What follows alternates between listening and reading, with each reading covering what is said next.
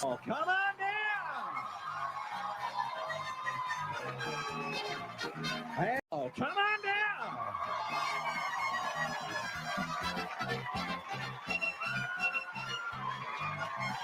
Oh, come on down.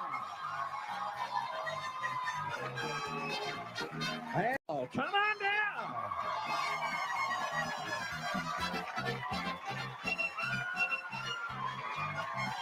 Oh, come on down. Hey, oh, come on down.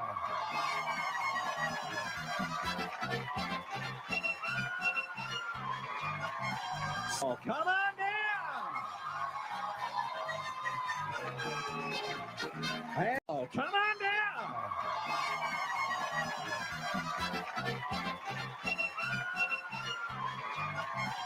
Oh, come on down. Hey, oh, come on down.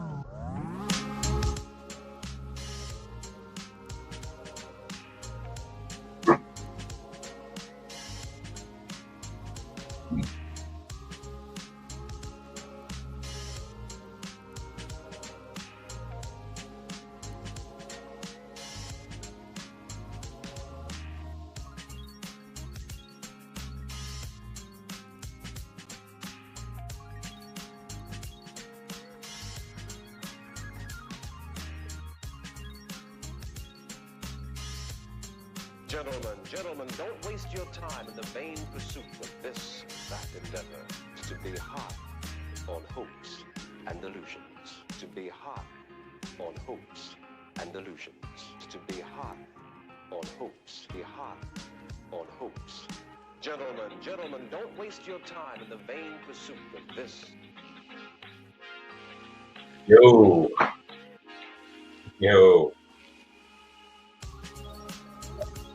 Welcome to the show.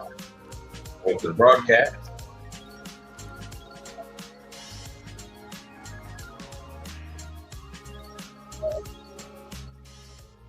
Bringing this background music down just a tad bit.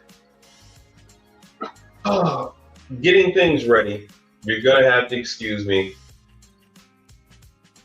Moving one place to another. Having to take the home office apart. It's a whole thing.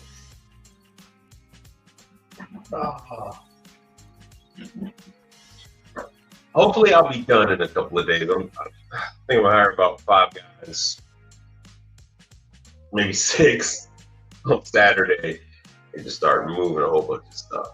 We'll see. So hold on one second. The show's topic is going to be about all these fake HVACR appliance repair kitchen tech gurus that's out there.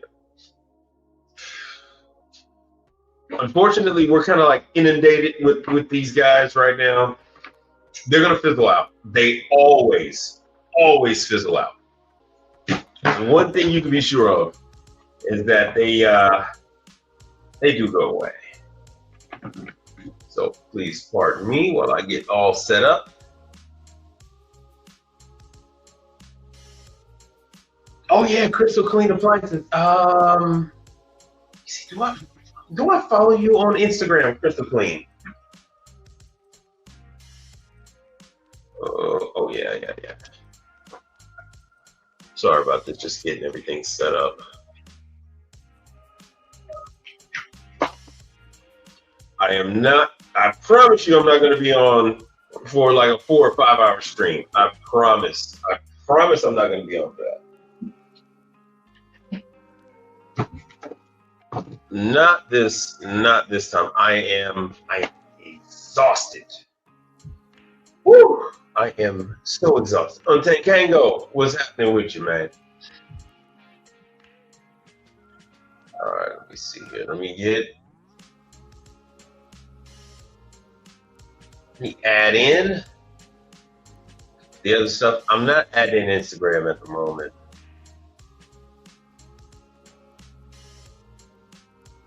There we go.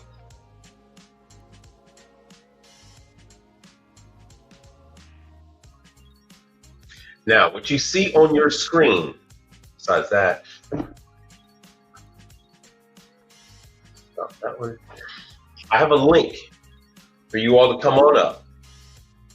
You can come up, you can ask questions, the whole nine. Oh, you know what? Let me show you this, because this is really what I want to show you guys. Hold on. Studio.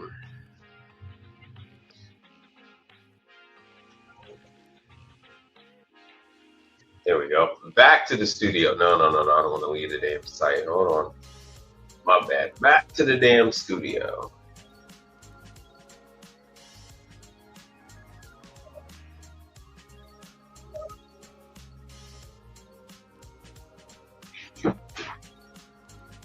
YouTube is being difficult today. But that's all right. We're going to make it.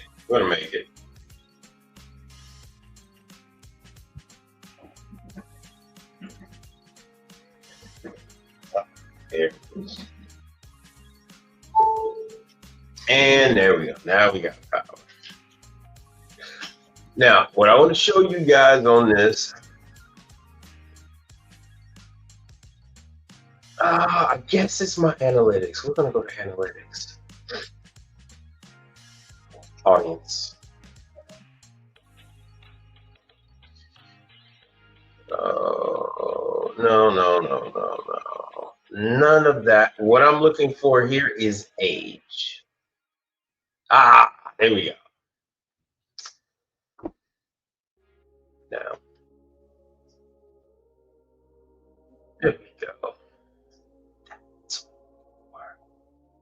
That's the ticket.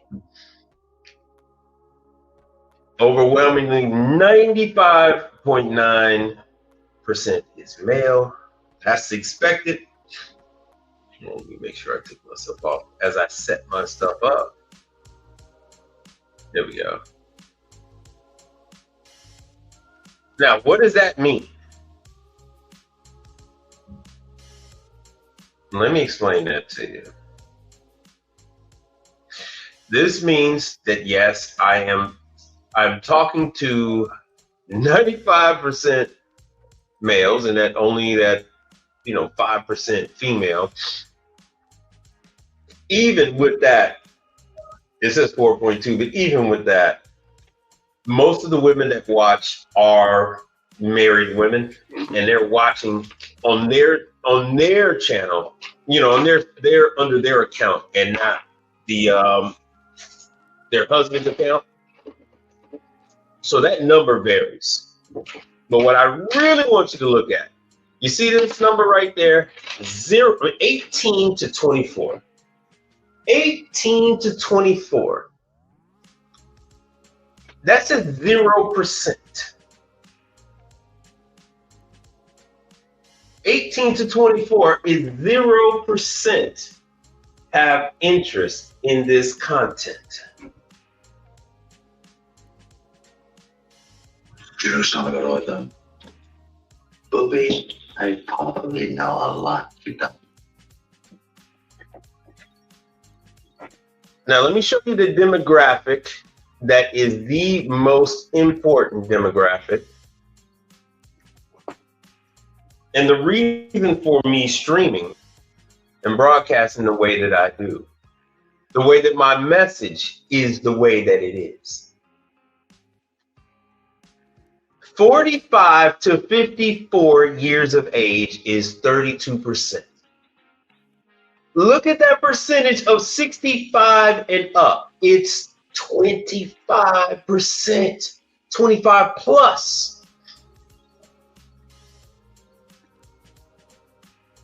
Now, you could be asking yourself, you're like, man, Mike, well, okay, that's interesting. Why are you showing me this? Well, I'm showing you this information. Yeah, no. Hey, Untamed Kango, let me cook. As the other guys say, let me cook. I'm about to tell you why, what, how, and where. You dig? I'm about to break it all down. And I'm actually setting up while we're doing all this. I'm actually setting up the my stuff here. All right. Now, I'm gonna take the what's the name off. 65 and up. 25%, 25 plus is 65 and up. What I hear. Yeah. Go ahead. Yeah. So, hey, look. What's going on is that my content is geared towards those who already have a career. They've already finished their career, or they've been downsized. They're tired of it. They don't want to do it anymore. They want some stability. They want, something for their something to employ their grandkids who can't get a damn job. It's like, all right, cool. I got grandkids out there. I started in the old days. Let me put myself back on camera. In the old days, we had farms. In the old days, and this is not even that old of an old days. I come from I come from a people who have always owned their own. Like my mother's side, they were military people, like Korea. My father's side, about 4 of my uncles were in Vietnam. 3 I know for sure. 1 I can't remember. He's passed on now. But I come from a lineage of people that have owned family businesses. And on my father's side, my grandfather, he owned his own business. He employed a lot of his cousins and a lot of his relatives. To the day he died, he passed away of cancer. And, his cousins that he put in charge of the business, he handed the business on over to, they handled his retirement. He wanted for nothing. Home was paid for, vehicles were paid for, never had a want on food, anything like that. Never asked my father for a dime, never needed to. He just rolled around like a big shot all the time. He had an old Ford truck. He had his switchblade and his razor blade in his back pocket. He always wore his uniform, even though it didn't work. He still wore his uniform, even though it didn't work. I looked in the mirror one day, and I said, "Holy shit! I got a straight razor in my back pocket. I'm always wearing my uniform, no matter what. Even when I'm not working." I said, "Oh my God, I'm turning into my grandfather." And my father does the same thing. Now let me tell you why I'm going through this whole story. This demographic that you see. I am talking to fucking adults. I'm talking to grown ass men that have had a business, sold it, men that have worked for companies their entire life, retired. I am talking to grown men and women. I am not talking to young guys. See, the youngest, he goes down to, what the hell is that? Hold on one second. 25 to 34, it's less than 10%. Now, to bring it on home, the reason why I'm telling you this is because you have these fake gurus out there that want to try and hold on, because these motherfuckers need to see my face as I tell them what the fuck the business is. These fake gurus, they want to play their little ukulele, guitar, and all this other bullshit, and talk about birds and bees and trees and chakras and shit, whatever the fuck they do. And somehow they're supposed to bring you into the appliance business.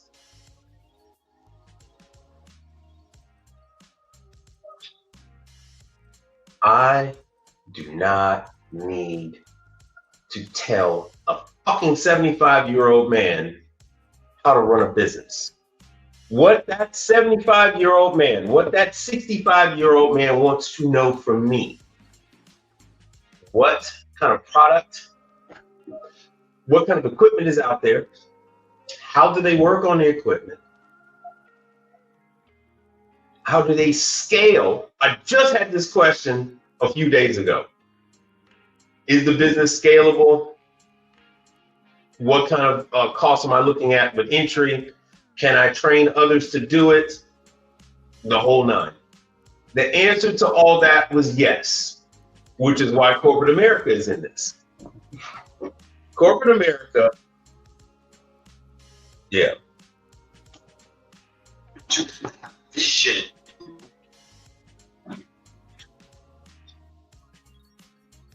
The way things are right now, people want to pivot. They want stability. I don't need to tell a 50, 60, 70-year-old man how they should approach a customer. You understand? I don't need to tell a 70, look at this. I don't need to tell a 65-year-old plus man, oh, this is how you approach a customer. This is, oh, you should, oh, God. These uneducated, Jesus Christ, fake ass gurus out there, fake ass gurus. Just ridiculous, just clown world. The average person that's looking to get into this business is not an 18-year-old. You can't bring them into this trade kicking or screaming. I go online, I show people that, hey, you can make six figures with this with no college degree. No, you don't need a bachelor's, you don't need an associate's. Hell, some of them will take you without a GED, but most of them, they say, hey man, we at least want a GED, have a clear driving record, a clean driving record, pass a piss test. And the clean driving record is for the insurance company. The piss test is for the insurance company. It has nothing to do with the actual company that you would be working for. But you have these people that have no clue on what most of the world experiences on a daily basis. Most people have a relative living with it. You understand? Young Buck Refrigeration is on. Most people have, they have responsibility. And not only that, they're looking out for another relative that's been laid off. The 50, 60, 70-year-old has the ability to get a loan. They might have a couple of vehicles or two. They might, have the ability to lease, and they've already been through this. They know how this is done. They might actually already have a business, just like the gentleman that approached me a couple of days ago. He already has a business, and he's looking to start a second business. And this business is looking for, this industry is looking for people that are ready to come in, ready to go to work, that have manpower. For this guy that already has vans, he already has a labor force, and he wants to transition into commercial appliance repair, and I had to educate him on that. Hell, he might even be in here right now. In fact, well, let me drop this link again.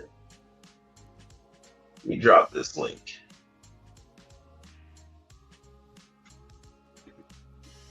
Because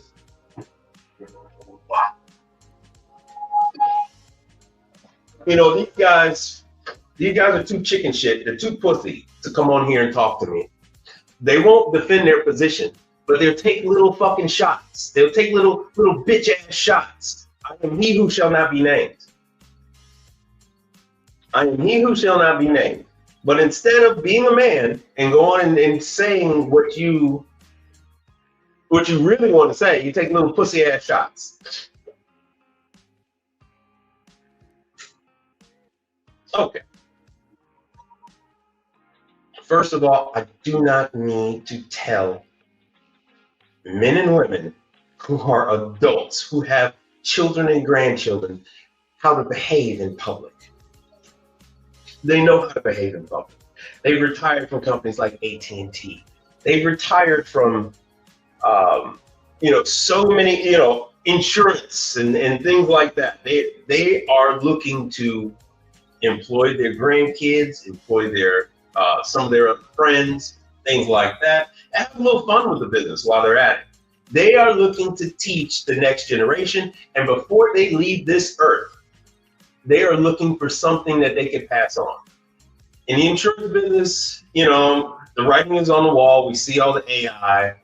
It's kind of hard to leave your Allstate business behind. It's kind of hard to leave your State Farm business behind to the next generation, knowing that that business is eroding day by day. Day by day, they're seeing less and less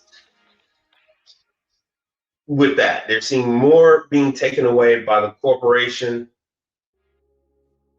and they don't have as much as insurance back in the day. You used to be able to sell somebody life, health, all this other bullshit. auto insurance, and now they made these rates so freaking high. It's ridiculous. A lot of other industries have been eroded for various other reasons. I mean, it's extremely difficult. It's actually financial craziness. I want to say another word. It's actually financial craziness to open up a grocery store. My father, he grew up in a grocery business. My father, if it were feasible to open up a grocery store, my father would do it in a heartbeat. But it is not. Look at Amazon pulling out. Look at Winn-Dixie closing. Look at all of these legacy companies, Food Line having trouble. All of these grocery stores. You know, Whole Foods had to sell to Amazon. It is not the same world that it was 30 years ago. Hell, it's not the same world. It is not the same world it was even after COVID. The world before COVID was much different. Everything opened back up, we thought that, you know, it was off to the races. We'd be, you know, a race to get back at it again. But it has only been chaos ever since. This business, the commercial appliance business, you can do commercial laundry. You can do equipment leasing, equipment sales, preventative maintenance. You can take care of chain customers. You can do hotels. You can do gas stations, convenience stores, hospitals. And a big one I talk about is the daycares and the assisted living. Stability. This business can provide stability. With that being said, you still have to be aware of your client's finances as best you can. A lot of times it's a little difficult because these places are private. But the ones that are not, I mean, even if they're private, you can see what their competitors are doing, how they're faring. If they're going out of business or going into receivership, you know, you gotta do some due diligence with yours to see how everything is going. Are bills being paid and things like that? That is what I can help you with. I can help you with navigating the business once you're getting past the hurdle of the training. Once you're getting past the hurdle of all this good stuff. There are hundreds of manufacturers that will train you to work on their equipment. They want you to, if they have an educated tech force out there, that's a sales point for them. They have an educated tech force out there. That means you have happier clients, which means repeat business. It means that you're going to spend a whole lot less on parts as the manufacturer. You guys have to realize the manufacturer will actually order these things. They will stock these things because during the meeting times, they have to have parts available.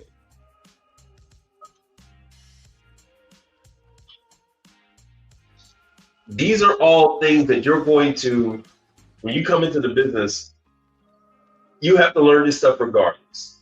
There's no amount of burning sage and playing a fucking ukulele and you can do it speeches that is going to help you if you don't know how to work on that XLT oven. Right? Like Untamed Kango said, like an impinger. I tell you what equipment is out there, how you contact that manufacturer, how you can get training on it, if they are looking for technicians, all that good stuff. It is absolutely 1,000% necessary that you know what equipment is out there. Why the hell would you get training on a Middleby Marshall oven if the client you're going after doesn't use Middleby Marshall oven? The business that we're in, just like I had this, tell you guys about franchises. Which one is this? This was new one out of Korea. Well, it's not really new. Yeah, Paris Spaghetti. Paris Spaghetti. I show you these different customers, and then I link it together with the different manufacturers out there. Paris Spaghetti does not. Paris Spaghetti uses turbo air. So why the fuck would I tell you about Trolson if they don't have Trolson? If they're using Turbo Chef, then why would I tell you to work on Practica speed ovens or Amana Menu Master when the customer that you want to get that's going to be opening up in your area does not have any of those things? Think, McFly. I mean, I swear, some of these guys are just, the things I hear coming out of these idiots' mouths are just, it is infuriating. And it's like, and they wonder why the industry is short. You are the reason why this, and no one wants to come into this fucking industry because they have to work for you. They don't like you. They don't fucking like you. Most of these fucking guys, they don't like. You know, the guy will be out on YouTube. This is another guy. He'll be out on fucking YouTube, and he's like, "Oh, I lost 4 technicians, and hey, if you guys are looking, I'm hiring technicians." Dude, you're an anal fucking dick. No one likes you. They don't want to be around you. You're fucking annoying to watch on YouTube, and it's I can only imagine what it would be like to have to fucking deal with you day in and day out. Hey, bud, did you do this? Hey, bud. Oh my God, this fucking guy get out of my ear with this bud bullshit. Oh, Jesus Christ. You know, these.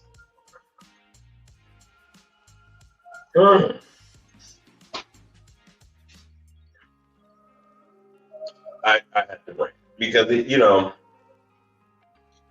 yes, these guys have people that love them. I'm not taking that away from these people. They have people that speak very highly of them. If you're at a certain level, yeah, you can pick up information from these guys and run with it. But if you are just starting from zero, if you've just been introduced to this business this week, last week, if you never knew that this existed, you're like, oh, wait a minute, what you mean people are waiting weeks to get things fixed? What you mean? Some people can't even find someone to fix their stuff? They're gonna pay how many thousands of dollars to get that fixed? Wait, what? Whoa, wait a minute.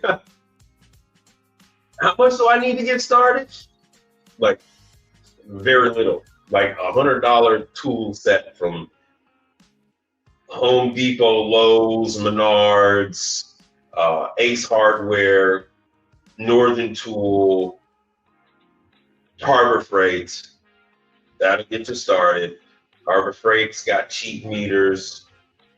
Lowe's got cheap meters. Home Depot's got cheap meters. Cheap-ish anyway. And away you go. You need a cell phone, tablet, jump in your vehicle. In some cities, hey, put that shit in a backpack. You guys in New York, right? You guys in Chicago on the north side, up your ass on the train and go to these fucking jobs, right? It's snowing. Like I had to walk the clients in Chicago. When I lived in Hyde Park, 53rd and Cornell, I used to walk over there by the University of Chicago, and I would do jobs all up and down in Hyde Park when the snow was high, because the cars couldn't get through. And people were like, oh man, you're still able to get to me. That's great. Yeah, because it was just easier for me to just walk to get to stuff.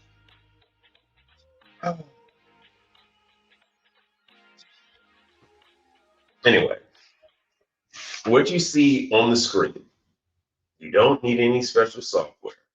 You just click the link with your phone, with the tablet. You don't have to be on the screen. You can come on up, you can ask me questions about the business. That is what I'm here for. None of these assholes, none of them, hold on. Is there no one else? None of them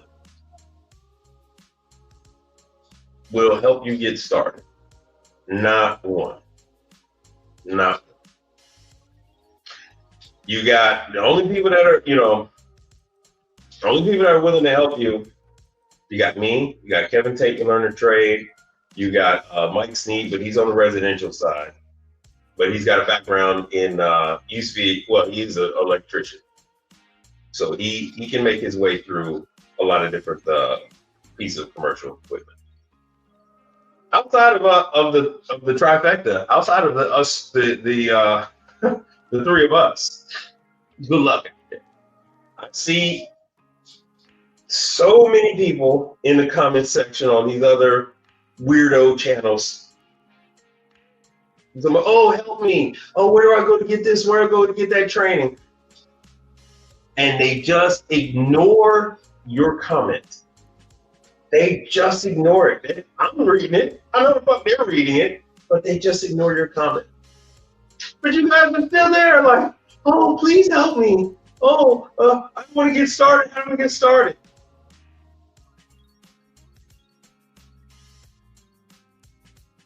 I can't, in 5 years, I can't begin to tell you anybody who has decided to help someone new get it started in this business. Not only do I tell you how to start your own, if that is something you'd like to do, but I also will show you, hey, look, if you want to work for somebody, here's the information on how to work for somebody. These are the type of benefits they're willing to give you. You're going to get training, blah, blah, blah, the whole nine. Not one of these guys will do that. Well, most of them, there's only 2 guys on YouTube that can actually tell you because they actually own their own. The rest of them, they can't. The rest of the guys can't do it. That's understandable. The company would probably say, hey, come here. You're gonna get the axe for promoting promoting the competitor. So with that being said,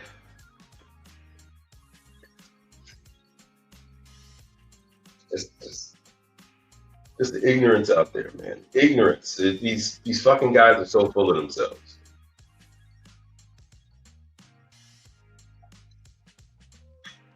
I started pretty much like the rest of those guys. Oh, matter of fact, let me show you. Because some of you don't know. Oh, what we got here? Boom. All right, so this is my father and this is my sister. I took this picture, or they took that picture like last year. I'm gonna get that off. I come from a family business. They don't do the commercial. My father started commercial like about 25. Well, no. Yeah, about 30 years ago, he dabbled in commercial when it was straightforward. Before you had all the access codes and usernames and Wi-Fi connection and shit like that, the old man dealt with, basically it was a lot of connecting pipes. A commercial fridge was really simple. A deep fryer was really simple, and those days are pretty much gone.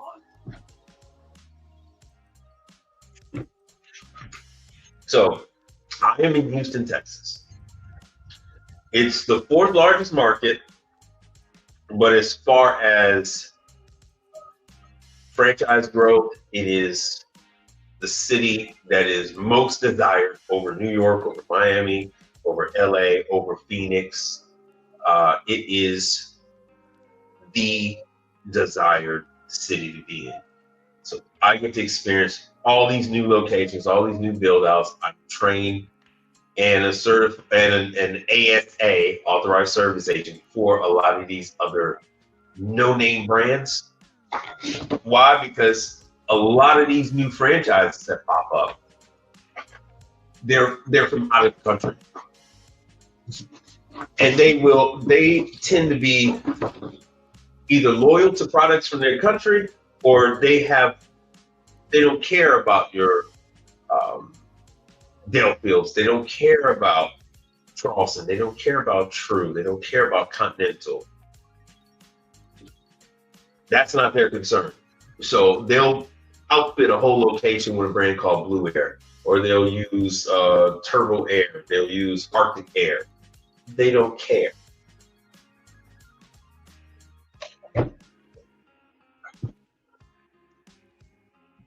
Let's see what we got here.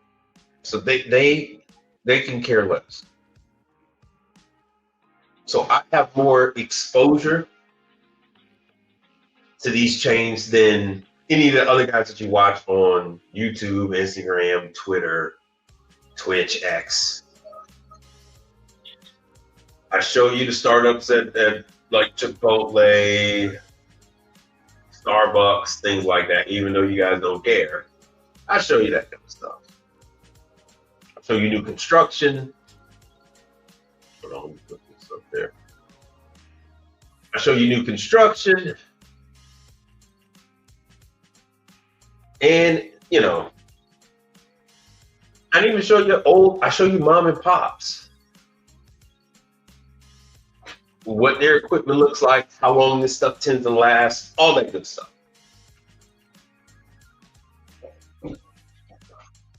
And to beat a dead horse, I do not need to tell a 35 to 44-year-old, a 45 to 54-year-old, a 65-plus-year-old adult that's already been there's probably already had a couple careers, how to fucking talk to customers. I do not need to tell this 75-year-old, hold on one second. I don't need to tell a 75-year-old how they should manage their business. That is idiotic. What kind of person thinks that they need to educate? Oh, well, they didn't say my name, but who the fuck else is talking about? Oh, this guy, he only shows them training and appliances. He doesn't tell them how they should talk to a customer. If you are 44 years old and you do not know how to sell, whether it be your services or just introduce yourself to a potential client. Let me help you out. There's no amount of mentorship that's going to right that ship. All right, these things are not for you. You just get a franchise in Janistar or something, or you can go with one of these. Oh God, these dispatch companies, and that way you don't have to talk to the customer. You're talking to Janice.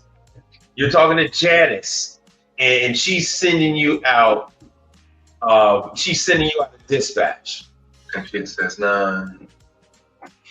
Janice says, "Hey, go on over there. I'm gonna call a customer for you. You have a not to exceed an NTE of $750. Go on out there. If it's over $750, call me. I'll get it approved, blah, blah, blah. When you get there, call me. I'll tell them that you're there and they're going to meet you and take you over to the piece of equipment. So even if you don't know how to talk to people, there is still a lane for you.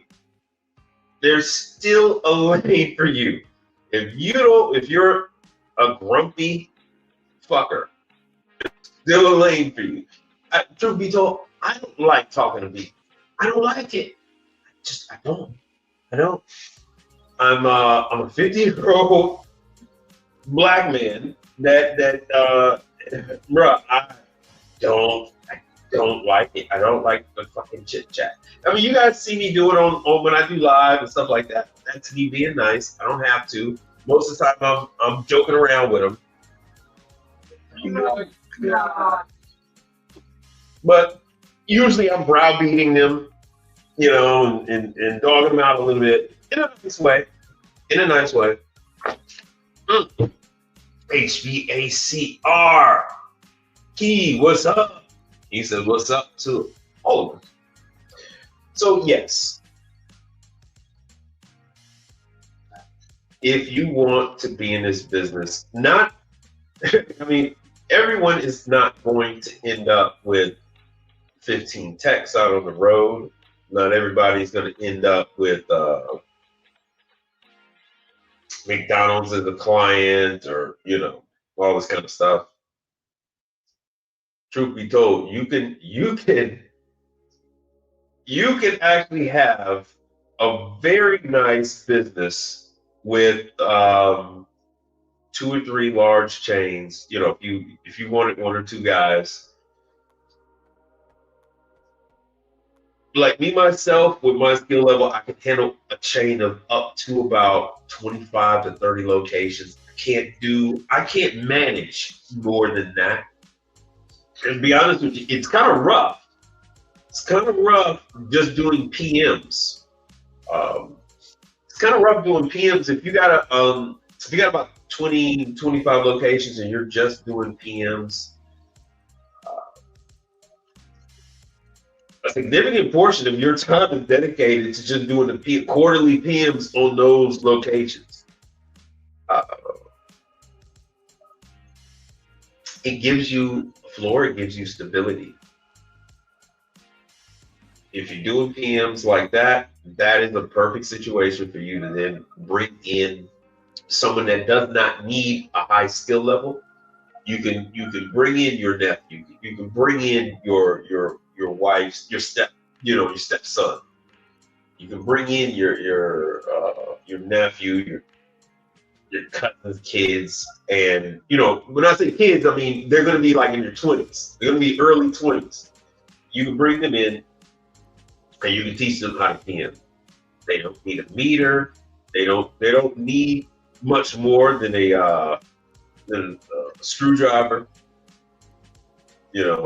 What they need is some dollar store brushes, some cleaning supplies, shop vac. And you're on the low end, they're bringing you in about $750 per store, on up to about $2,000 per store, per quarter. It depends on how much equipment. They might have 2 or 3 ice machines and you're doing the cleaning on that, all that kind of stuff. HVACR Key says, all you need is a good contact. Do what everyone is scared to do, right? Oh, yes. And it's, the thing is, right, it seems that people are scared to do it. That's not really the thing. The thing is that people are more profitable doing something else. If you're able to do you have a particular set of skills, right? And you can go in there and you can knock that thing out and still charge them the full rate, right? Give them a flat rate, but you're charging them You know, if you're able to go in there and go ahead, knock this thing out, you're charging them $2,000, let's just say. But you're only there for like 45 minutes, and you charge them $2,000. You're able to do. Why would I want to go and do something else where I'm spending 4 hours to make that $2,000, right? That all these other people don't, you know. Everyone has their specialty. No two companies do the same thing. It seems like, you know, oh, everybody does it. No, hell no. Everybody's got a different set of mix. You know, like I said, some guys get tied up with the hospitals. These different clients have a different need. If you have a hospital call you, you gotta go. Excuse me, can't wait. Same thing with the kiddies. If you're dealing with a little school, private school, they don't have their own maintenance staff, and something goes down, they kind of need it right away. I mean, I feel bad when I go to some of these little private schools and the dishwasher's down, and I need to order the part. I'm like, nothing I can do. And little Consuela, she's over there looking at me all sad, and she's scrubbing the dishes. It's okay, I'll be okay. And I'm like, oh my God, I was here till 8 o'clock last night washing dishes. So I'm like, oh God. You know, because the dishwasher's down, I got to order a motor. The motor isn't available locally. But she heard the damn thing humming and howling. She kept quiet. Until the damn thing went out. And then what happened? Then I had to, oh, you can't fix it right now? No, I can't fix that right now. I have to order that motor. So, like I said, so HVAC key, you know, in my market, there are not that many technicians that service dishwashers. It's not that it's difficult. They're just the guys that were doing it retired. There's a company, I'll give you a hint. There's a company here that just recently changed the name of their service arm. They lost about 8 of their dishwasher technicians to another service company. They were like, so they left with one young guy, but he knows his shit. One young guy. He has to drive from Houston to San Antonio, Houston to Austin. One guy. So when before, that other company used to maybe take other work, now I get flooded with work. Why? The learning curve is so steep. These are relatively simple pieces of equipment, relatively simple, like 75% of the piece of equipment that's out there are pretty simple and straightforward. I have quite a few people that watch me. I tell them to go ahead and dive on in. I tell them to dive on in. I don't know what you said at the end of that sentence. So I tell them to go ahead and work on dishwashers. I said, if you get into it if you get stuck on something, give me a call. And guys will call me up with these fantastical make-believe issues. And I go, no, it's none of that, bro. It's none of that. Oh, no, it's none of that. You just do the basics. So it's not, they go, oh man, I thought it was this and that. I thought it was a board or computer. No, none of that, bro. None of that. Water, filters clogged. Some of them have a strainer, and there'll be particulates, plumbers, tape, pipe dope, rust, flakes of rust, and it'll block up the intake valve, fill valve, inlet water. No water, no washing. No washing, dirty dishes. And guys will be thinking it's something, oh man, the thing is broken. And no. Chill out, relax. So I go through all that to say, it's not what other people are afraid to do or not want to do. It's just that it takes them a little bit longer to figure it out. because they don't see it as often. I see this stuff on a daily basis, so I pick up what it is relatively quickly, and I go right at it. With that being said, that is my protection in this market. Somebody else were to come in, they would have at least 3 to 4 years before that technician or those technicians that are green, before they would even like make a dent, before they would even begin to start to catch up. If anything, they would just cause me to have more work. I'll give you an example of this. There's a company here in Houston, and they were also working on micro dishwashers. And bruh, the new guys that they hired, you know, it was taking them years. So Micro just decided to bring in their own technician. They brought in their own technician to take care of some of these calls.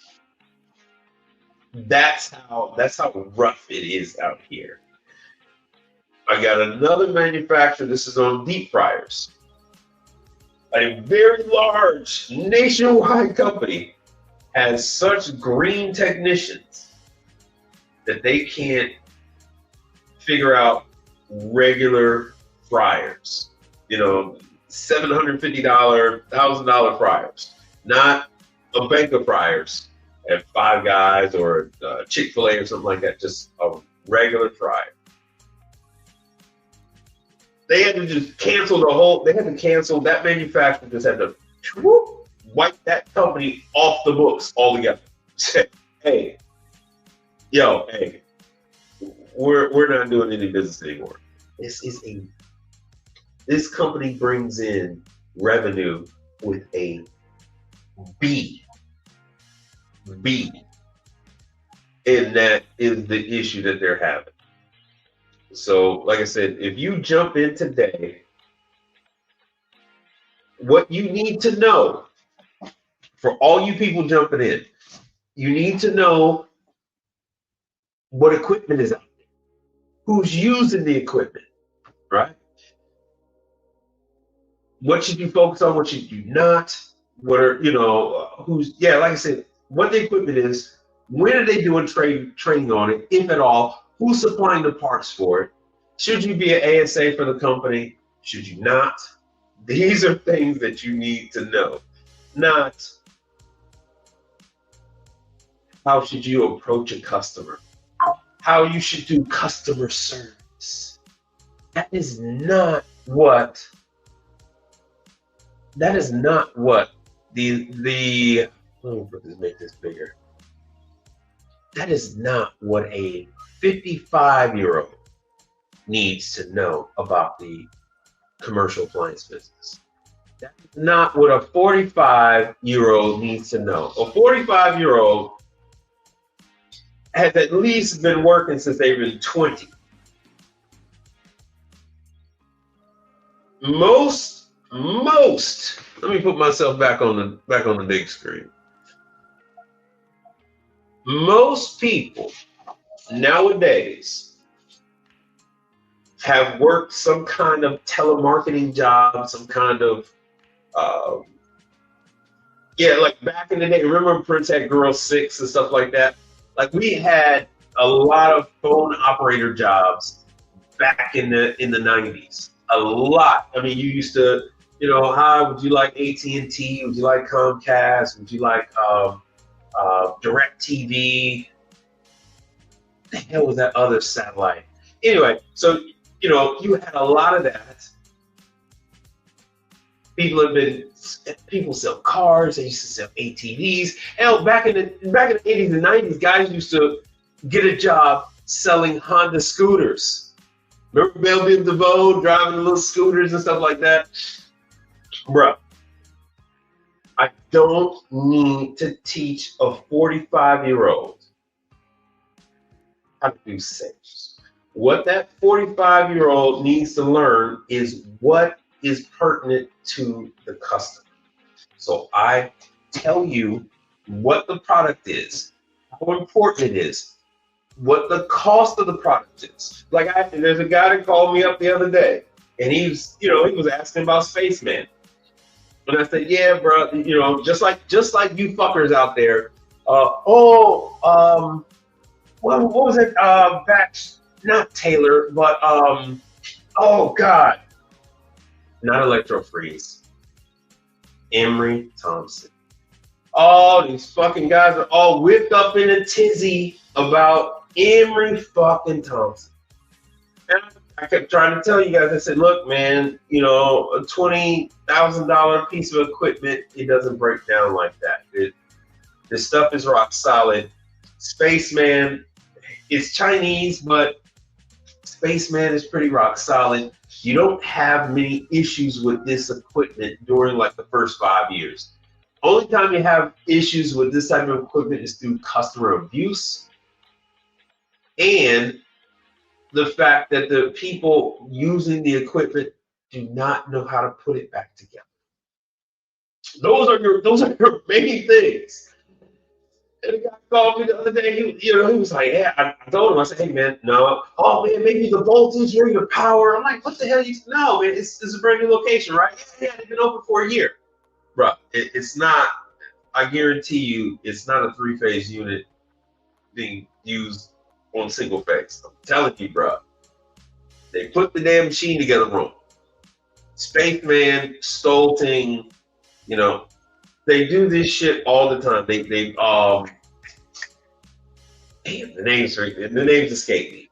They put the equipment together wrong, and then they blame the equipment. And they want you to hurry up and go running on over there. And they swear up and down that they're the best person. Oh, Sally puts that machine together for us all the time. She's been on that machine for 3 years. And you going over there and say, "Hey, Sally, the last time you cleaned the machine?" I haven't cleaned the machine in a week. I was on vacation. So when did you just get back from vacation? I got back today. So you didn't touch it? No. But they told me Sally's the one, and Sally's been putting the machine together. And sure enough, you go ahead and you undo the machine, and everything there pops out at you because it's been put together so tight and wrong. Or the mix is bad. Chocolate gets all gummy on the mix.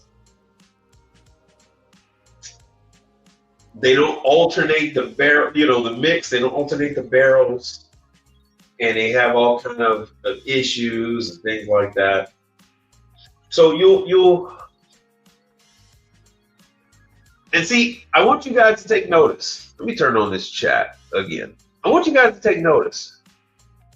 There's not one mention of, "Oh yeah, Mike, I've been killing it on not Electro-Freeze, on shit. I just said that damn name. I've been killing it on batch freezers. I mean, not batch freezers, yeah, batch ice machines, and oh man, I've been killing it, man. 3-4 weeks, $2,000 a pop, man. I've been killing it." Where you at? Where you at? Where you at? I don't see it. I don't see it. Until Kango says, "Ain't no staff member have no time cleaning no summer shit." Bruh. Yo. Yeah.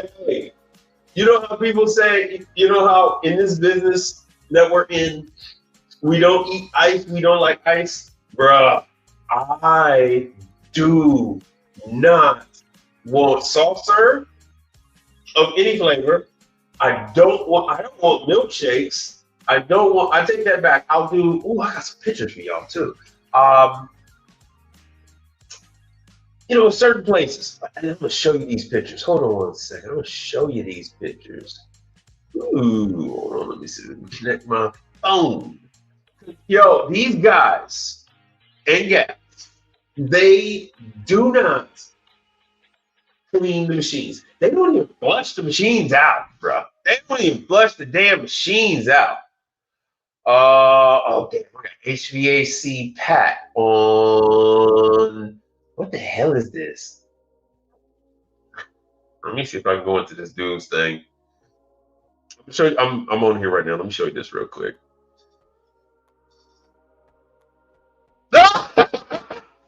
Yo, I know you did not smash. Yo, you trolling right now, man. Untamed Kango says, too time consuming, and that's not my job. Yo, but more commonly, it is that they don't want to be blamed for the machine not working once they put it back together. Charlie Cheesesteak is like the worst offender. They will swear it down that they got somebody that knows that pass load system up and down, that knows that spaceman, that knows that HC Duke machine inside and out. And you go there, and the carburetor is jammed into the damn upper tray. They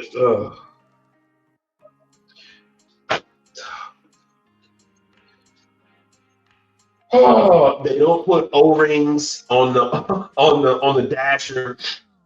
So when you put this stainless steel dasher into the barrel, at the knuckle at the very end, there should be a O-ring there to keep the mix inside the barrel. That's the only thing. Just like an ice machine that makes nugget ice, there's a seal. There's a water barrier seal, and you have the same type of thing with a soft serve machine, ice cream, blah, blah, blah. It's going to be a seal in the back because the knuckle is going to go grab to the motor, and that's going to turn the dasher. Well, they don't put that in the I put everything back the way it was. I don't know what you're talking about. Why is this stuff coming all out the machine? I poured it mixing at the top, and it just comes all out the bottom. It's broken. Yeah, and you guys are just making a killing out there working on these soft serve machines, working on the Emery Thompson, right? You're fucking millionaires now working on Emery Thompson. So what's the best ice machine manufacturer? The best ice machine manufacturer is the ice machine manufacturer that's willing to send you calls. If they are willing, hold on one second. Hold on one second. Hold on one second. You want to experience true level? Do you? The one that is willing to send you calls.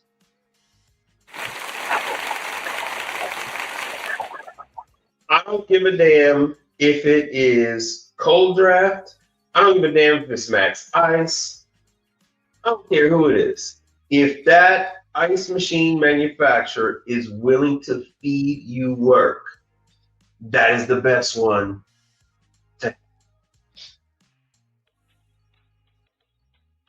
Unless you are actually selling and leasing ice machines, I don't understand what the point is. There are now somewhere in the market of this is going to sound crazy. Somewhere in the market of about 60 different brands of ice machine. Atosa has an ice machine. I don't know why Atosa doesn't market their ice machine for other people, but like there are Max Ice. Matter of fact, Max Ice does with ice machines what Atosa does with refrigeration. Max Ice makes machines for about 10 different other people. Serve well, serve right, serve well, whatever the hell. They were an Isomatic distributor. They got kicked off. They now have their own brand of ice machine. Guess what? It's a Max Ice. How do I find out about that shit? Max Ice is a, hey, call this guy. He knows how to work on our machines. So they call, hey, we got a call out here. Think you can handle it for us? Go, yeah, sure. Who the fuck are you? They say, oh, we're so and so. Like, never heard of. And I go out there and it's a freaking Max Ice machine. It's freaking Max Ice. So The best ice machine manufacturer is the one that's sending you calls. The best ice machine manufacturer is the one that your customer is using. If all your customers are using Follett ice machines, what difference does it make if you're trained on Marvell? I mean, if you're trained on Manitowoc, what difference does it make if you're trained on Scotsman? What difference does it make if you're trained on Hoshizaki? If your customers Chick-fil-A, then you're going to be working on Follett. If it's an older Chick-fil-A, you might be working on a Manitowoc. I mean, my bad, scratch that. You might be working on a Hoshizaki nugget machine. So the best ice machine manufacturer is the one that you're going to be around. So what's the point in spending all this time learning Scotsman if none of your clients have Scots? What's the point in learning Manitowoc if none of your clients have Manitowoc? If you are, like I said along the last broadcast, if you're going to be working in a firehouse sub, they're supposed to have a Hoshizaki.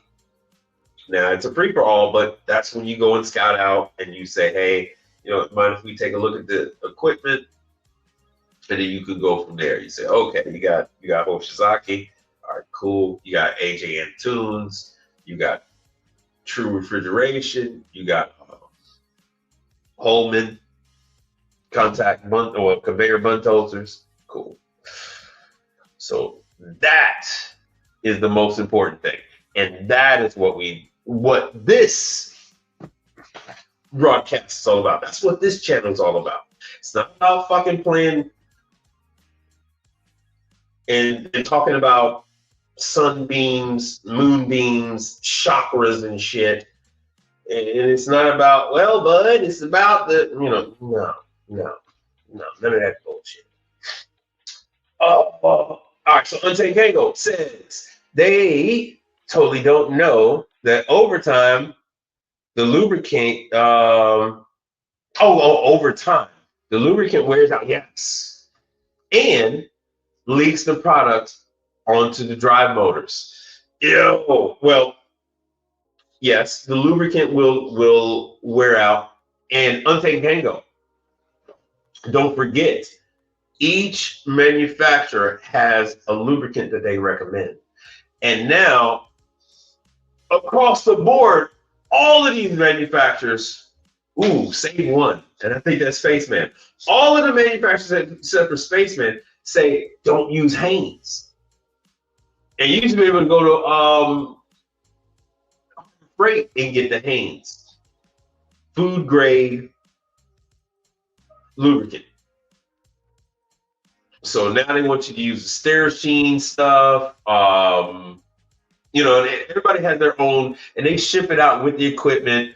Like when I was dealing with Salad and Go, I actually set them up a kit. I had all the little packets and everything like that. And I had them set up in the Harbor Freight little black and yellow toolkit, little briefcase toolkit with a clear top, so they could see the Sterasheen sanitizer, the lubricant, and everything. So you're supposed to lubricate every single O-ring. You're supposed to lubricate around the door and all this other stuff, and where the posts go. So it's lubricate everything. So the lubricate, damn near everything.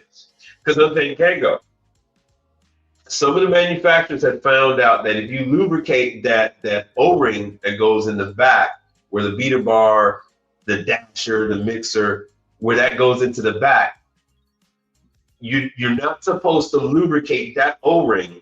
What it will end up doing is it ends up wearing out that the bearing in the back. It'll wear that stainless steel right on out, and you will end up with leaks anyway. Then they say to Haynes, they all are against Haynes except for Spaceman. Everybody else is against Haynes. The Italians have their own. That tube is black and yellow. Hey, I don't have any with me right now. The Italians have theirs. Everybody else is real big on Sterasheen. And I think Spaceman is the only one that says Haynes is okay. Untakengo also says the 500-pound ice machines go up 90 to 140 gallons of water a day. Yes, yes, they do. Ding, ding, ding. Your comment about the chocolate soft serve machines having product stability issues. Seen a few instances and verified issues from the staff. Yes.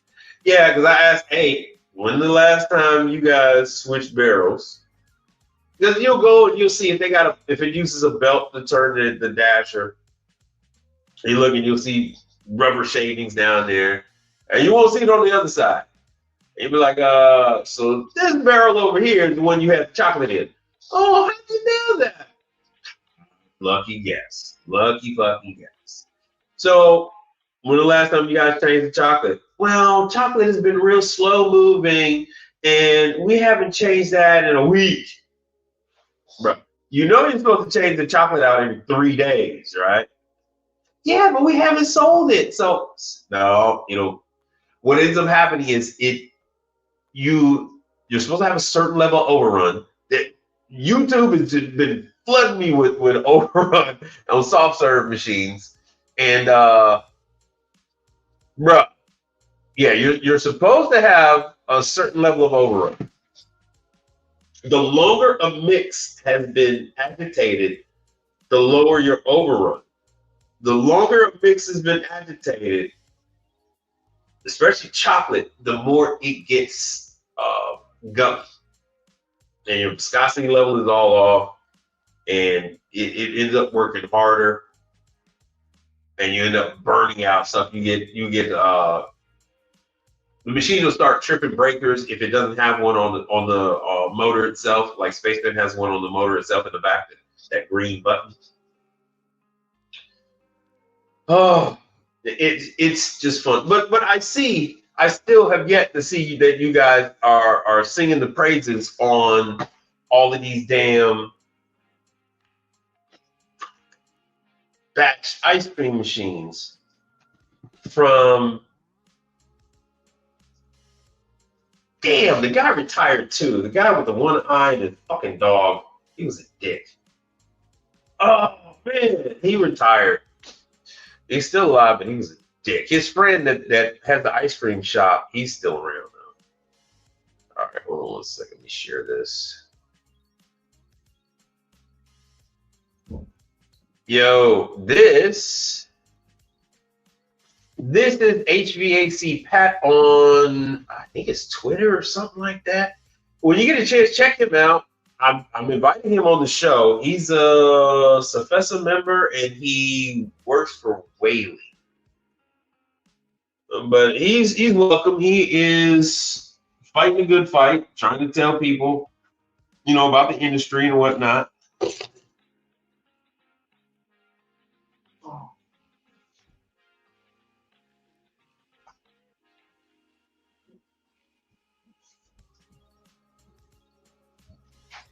Sorry about that. I had to step away. Real quick. All right. Anyway, so let me see if I can find one of his stuff. So this is the one he got pinned to the top. Go to your local technical college, sign up for HVAC. You have been on air conditioning, refrigeration, graduate. That way you have the educational side, have the book knowledge of HVAC. And then you go join a company, whatever company, whether it's commercial refrigeration, industrial, or residential. Go join a company, get the field experience. Put both the educational from school and the experience together, and that will make you a better technician. That way you allow yourself to be an asset to yourself. I was just showing y'all, this is how we get our jobs. This is how we get our Oh yeah, I forgot about the music. Oh, let me get this. All right, I'll end up with a warning over that. Shoot, I want to show you guys photographs. That's what I want to do. Continental's going up. You know, I had this was one of the ice cream machines, one of the I probably cut the damn thing open.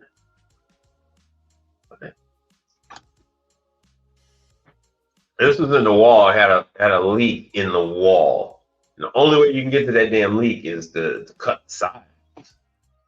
Cut it out and redress it. But when you cut through the sides, I mean, it's super thin. It's super thin.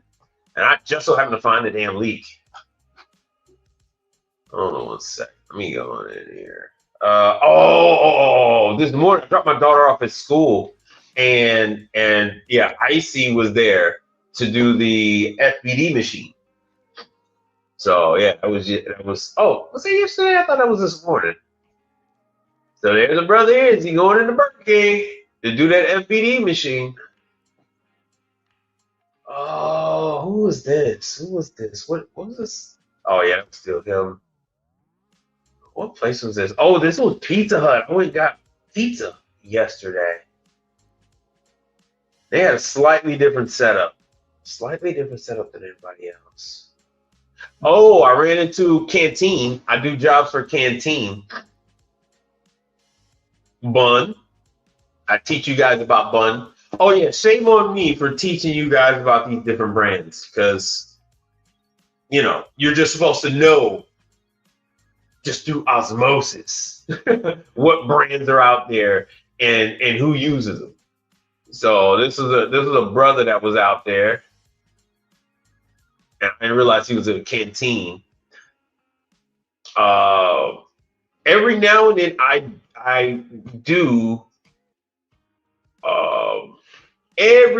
I do my corporate clients, and so this is one I was trying to get a better picture of the Miele. So they got Miele refrigeration, Miele dishwashers, and everything else like that. So they got two of the Hoshizaki AM50s. So I go and I bang that out over there. So they got one here. The other one's got a really nice view. So it's a corner lobby area thing, and it's really nice. Oh yeah, there's my damn Starlink. I'm waiting on the guy to come and install it. That's what I'm talking to you guys on right now. Oh, I want to talk about these two. This is some these guys are talking about different restaurants, different chains and whatnot. And I want to give you my take on it. Really good stuff. I don't know if I talked to you guys about this before, but Chicken Salad Chick. 6 new locations in Nevada, and then they have, I think I might have talked about this. QSR magazine is my source. Le Madeleine, they use the Maeve ovens. Oh yeah, the other Chicken Salad Chicks. Damn, where'd they go? Oh, and Shipley Donuts going into Vegas. So you guys that are still hanging in there in the Vegas market, you're gonna get Shipley's Donuts. I don't know how many you guys are gonna get,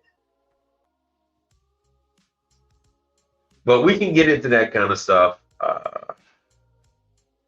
But that's what I do on this channel.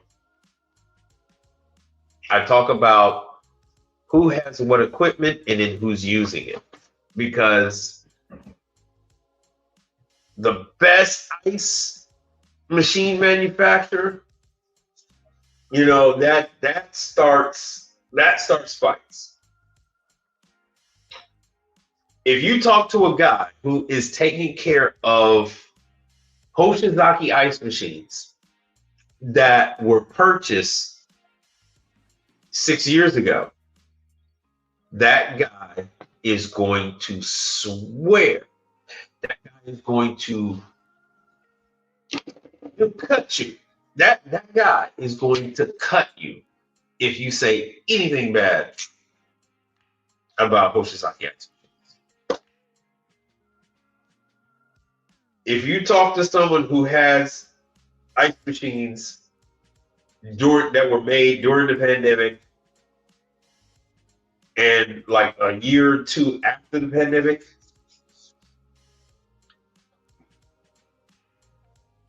if you said Hoshizaki was the best ice machine out there, they wouldn't piss on you if you were on fire. That would be a swear word to them if you told them that Hoshizaki was the best ice machine out there. So all that stuff is going to vary greatly on who you talk to. But in case you don't know,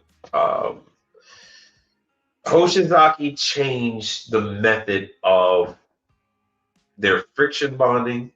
They changed their method of how they bond the copper tubing on the cams to the stainless steel plates. In some instances, couldn't give you the number, couldn't give you the rate. In some instances, the plates separate. When that happens, you have to give them a new evaporator plate. And notice I say you have to give them, because usually that's going to be under warranty when this happens. Which means you're going to have to pony up and buy your customer a new evaporator on your account, and you're going to have to wait on Hoshizaki to credit you back, whenever that may be. And now this is someone that is an ASA for Hoshizaki directly. I do not go through my distributor, even though my distributor is going to be Hoshizaki like any day now. I don't know the exact date when the transition is going to take place, but it's going to happen. It is currently underway. Sprouts. I have a Sprouts. I used to have a Sprouts 15 minutes from my house. I just moved.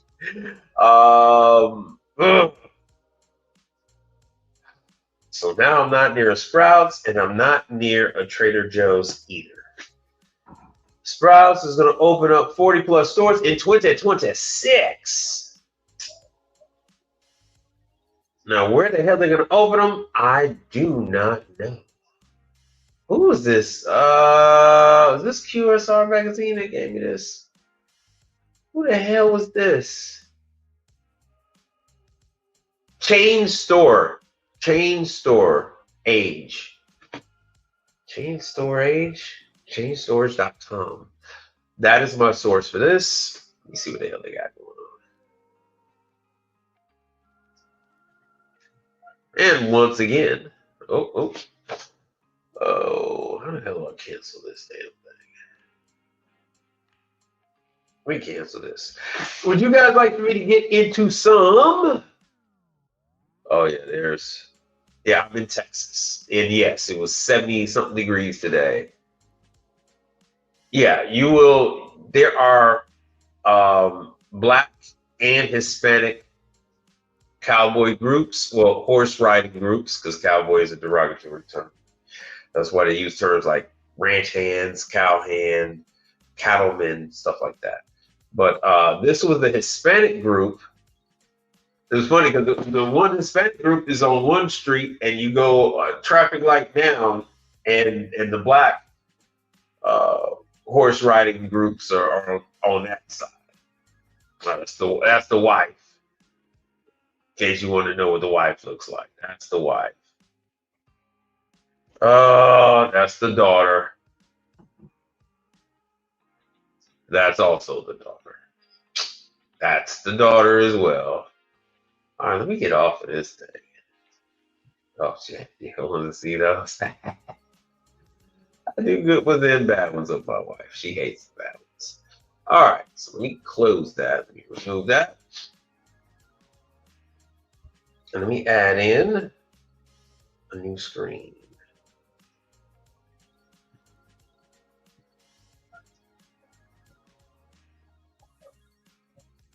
So, what would you guys like for me to get into today for you all? And just to humor me, put your age in the chat. Put your age in the chat, because I am talking to you young whippersnappers and everything. So if you wouldn't mind, go ahead and put in the chat your age, or if you're the wife, put in your husband's age. Put your age in the chat. Let's see how close this thing is to being real. And that's another thing. A lot of people watch me on freaking replays. A lot of people watch me as they do something else. That's a very common thing. And they perk up when they hear something. That sounds like money, and then they perk up, and then they want to ask me a damn question, or they wait till the show is over and then they ask me a question. So once again, I don't have the teens. My daughter's 14. Not even my daughter checks in on dear old dad. Not even my daughter. My niece is in the 18 to 24 year age range. My niece isn't even in here. Now, she's on Instagram. Now, of course, this is YouTube, so they're not on YouTube like that. I can broadcast on YouTube like I have that. Like I said, the 25 to 34. I'm pretty sure this number is more leaning towards the 34 than the 25. Brother Charles has got, his sons are between like 20 and 26. He's got 3 of my 3 sons. And yeah. So he's only got one. He's only got one that does the ice machine business. 35 to 44. So, ladies and gentlemen, boys and girls, young and old, of course, ain't no young one here.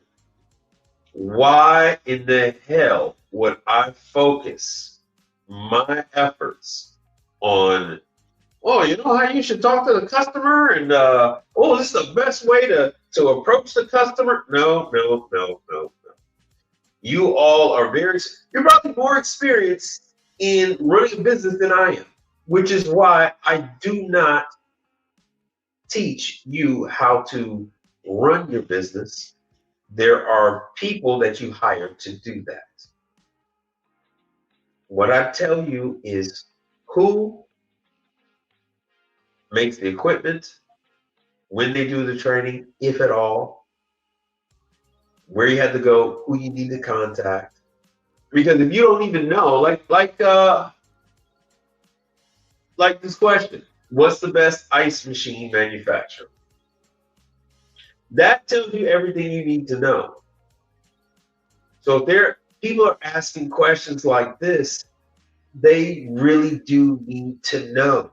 They really need to know, hey, this is how you service them. This is how often you do the PMs on them. These are the issues you encounter when you do the PMs. These are the issues you encounter when you delay a PM. Right? Now, another thing you guys and girls are not aware of is that every single brand that you are signed up to provide service for, guess what? You also have an account so that you can sell those items. In this business, we sell equipment. Leasing is another story. You actually have to go through, and most times you have to go through a different party. If your distributor is Baker, Baker will assist you in leasing ice machines. Fun fact, Baker will assist you in leasing FBD. Baker will assist you in leasing Bun. Baker is who I buy Bun from. And I was completely ignorant of that fact up until recently. How many people in here are, let me do another one. a baker in their market. What is this? I don't know. Let's say it's 22 degrees in Los Angeles. That's crazy.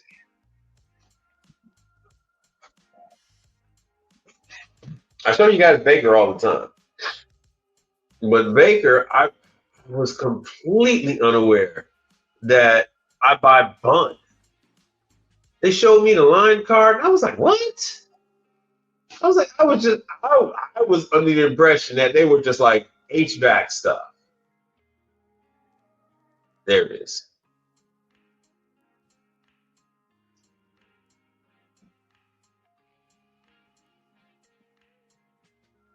So not only do you, how the hell do I go through this thing? All product lines. Oh, maybe it's on the food service. That's what it is, on the food service.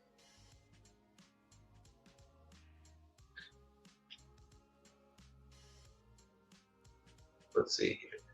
So here's your ice machines. Baker's a Manitowoc shop.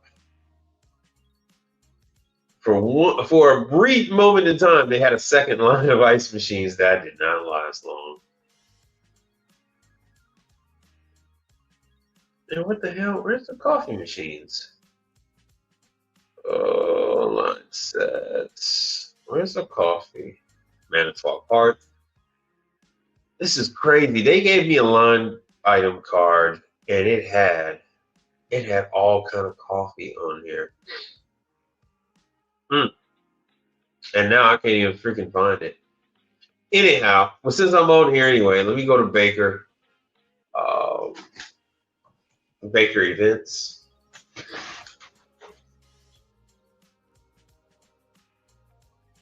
So over here, to reiterate, we don't do any of that chakra, moonbeam bullshit. Here it is, these are manufacturers. This is who you contact. These are people who use this item. That is what we do over here. Why? Because we have a more mature audience. I am not talking to the kiddies over here. I am talking to seasoned, several careers. People have probably had about 2-3 different careers by the time they're 7. So yes, you know how to run a damn business. You don't need me to teach you how to run a damn business. You're going to be perfectly fine. You're going to figure that part out. Manitowoc, South Carolina, Conway, March 10th. We are almost in March. March 10th. Tulsa, also March 10th. NBC Suites. Ooh, the one in South Carolina is going to be at the Technical College. Let me check that one out. Interesting. That might be on $75 fee. Nice to know that Houston isn't the only one with a high ass fee. It's nice to know. Now, one thing I will tell you what's important when you attend the training class. If you're attending the training class for the first time, there's a certain decorum. Save your questions for the breaks. Go early. You can go early. You can talk to the instructor. You can stay later and talk to the instructor. If you go early, you might want to ask them, hey, can we talk about this stuff now? Or do you have more time later? Or do you have to leave right after this? And then they will explain to you. Oh, night, first class services. 95, 96. All the Bulls. Chicago. That is where I'm from. So there's a certain level of decorum. Everyone else there at the training class has been to countless numbers of classes. They don't even want to be there. They want the class to be over with as soon as possible.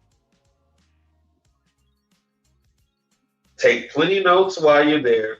Any questions that you have, bring that. Walk on up to the front during the breaks Yeah, season. Yeah. Walk on up to during the break and you rattle off your questions. Hey, you mentioned this, you mentioned that, and you go into that a little bit further during the break. Because the guys just the only reason why the instructor's taking a break, it isn't for the instructor, it's for everybody else so that they don't fall asleep. It's for everybody else so they can have a bathroom break.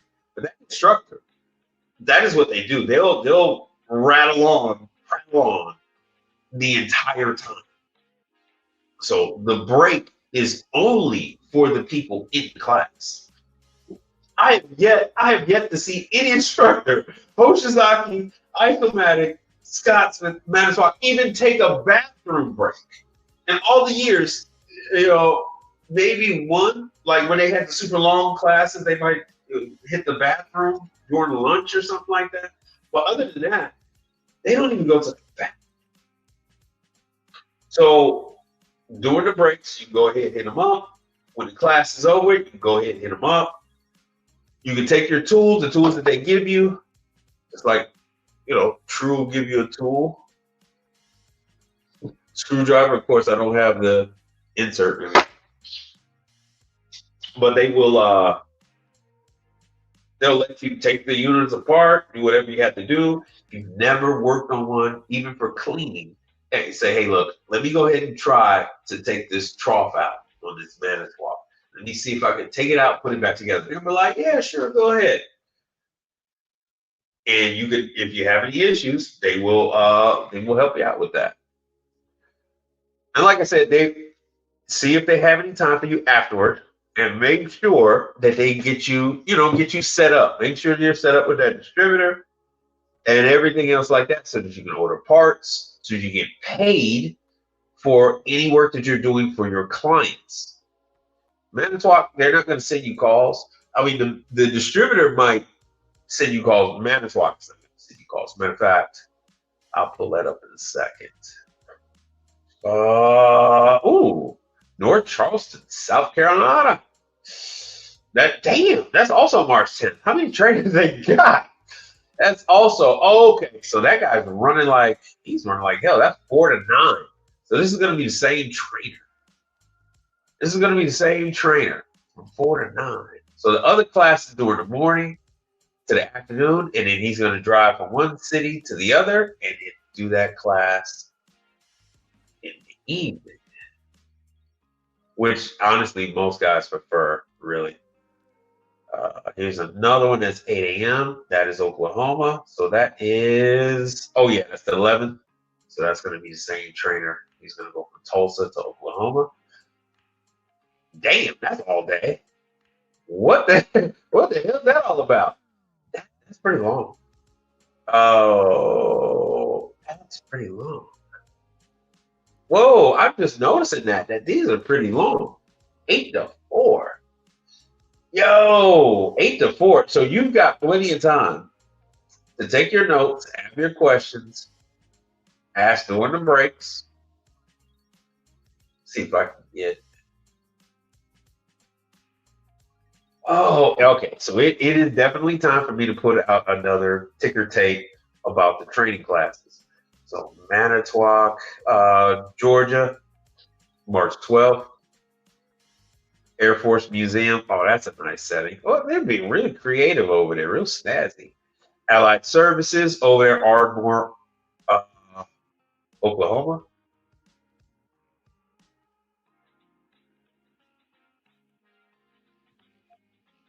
Yeah, it is definitely time for me to put out.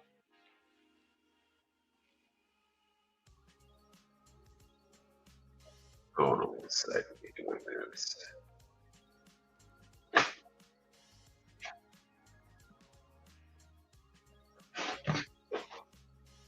Look, my bad.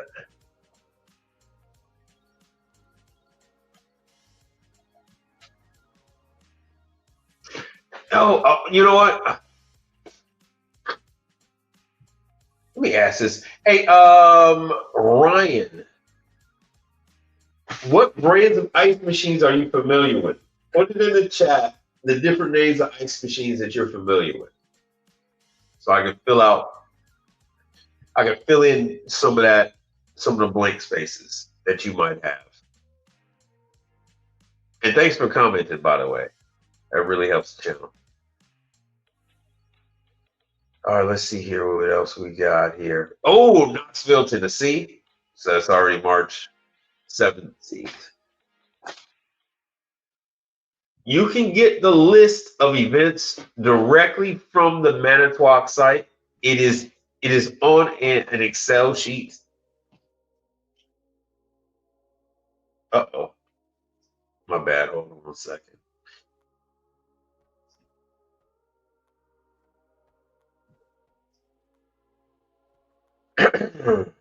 Why the hell is it doing this? My bad. I'm gonna have to pull this up. StreamYard is doing some weird stuff. It's not letting me see. It's not letting me see the link like I normally would. So anyway, you can get the entire list for the whole year, where it's actually gonna be half the year. From Manitowoc, you can download it and look through that. They also on the Manitowoc website.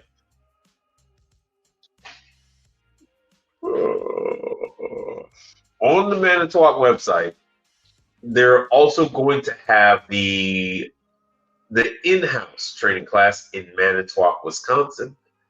I don't know when or if they're ever going to move into. Well, I don't know what they're going to do. Really? All right, let me go to service. Let me go to training. If this thing will stop jumping around. So right here, level the factory. You go to factory training schools. And here's the date. And here are the dates. Oh, a lot of stuff is full. A lot of stuff is full. Oh, it's interesting that they call it summer school. I hope you're doing it. I hope you're yeah, I think he's a newbie. That is what I specialize in. People that are new to commercial. So that's why I want to spend a little more time to see if he what brands he's familiar with. Okay, Scotsman, Manitowoc, Oshizaki, Cold Draft, Max Ice, Atosa, Follett. Oh man, the Istro. Yeah, the Isomatic. Yo, let me show you. Hold on. Oh damn, I gotta go back. Shit, I gotta go back. So I just put in an Istro. It was Charles' customer. Hold on, I'm pulling this up. Yo, I'm glad you mentioned that Istro last. And why is this thing doing this? Oh, where's my Istro? Istro. All right. Let me drop that. Let me add that. Let me stop that. Add that. Window. And my phone. Brother Charles was so freaking nervous about Istro. In my market, Istro is being leased out by other service companies. They had so many challenges. Yeah, I'll say they had so many challenges with the traditional suspects. So they decided to branch out and give Istro a go. And like I told Brother Charles, I said, yeah, man, hey, Istro has been solid. I haven't seen any issues. I have a few clients that have Istro units in them. And none of them have been water and ice dispensers. So this was a water and ice dispenser that I put in. Oh, Ron said you've been to the Manitowoc. Well, they don't have a. Okay, so you've been to Manitowoc training, you've been to isomatic training, and you've been to that. So there's a difference between factory training and just the regional. The factory training, they actually have hands-on and they rig the machines. The Manitowoc, it's in that picture that was just up on the screen. They have the machines rigged up, and you have to figure out the failure. This is the first time Hoshizaki's done in-house training since like a year or two before the pandemic. You know what? I'm glad you like Isomatic. The trainer that you had, he actually lives in my market. The Hispanic guy, I believe his name is Mike as well. So if you had that trainer, yeah, he's in my market. But yeah, this is I had a little bit of a challenge with it. Because this is a relatively newer machine, what this Istro unit does is it has a touch button for water. It has a touch button in the center for ice, and it has a touch button off to the right for ice and water dispensing. Oh, that's what these pictures are. No, that's the other place. No, I took some pictures of that. Yeah, this is the difficulty I had with the drain when I went. So I had to see. I had to work with what was there. They had that drain running behind, all kind of stuff. I made a mistake. I didn't read the instructions, and I hooked up the machine wrong. I hooked up the water to the drain line, the dump for the dump valve. I hooked up the inlet water for the dump valve. So I turned on the water. I'm like, what the hell's going on here? Because the stuff they supplied, I didn't read the instructions. I was like, okay.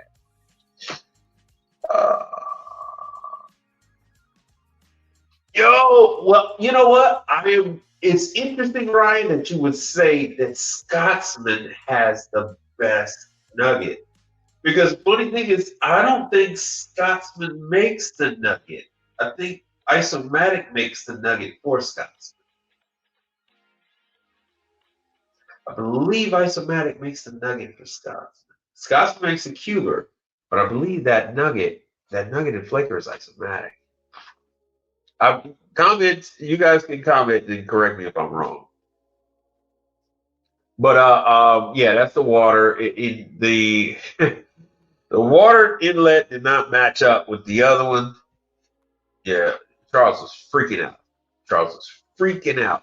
And because it has two drains, one for the trough and then the other for when it goes through a dump cycle.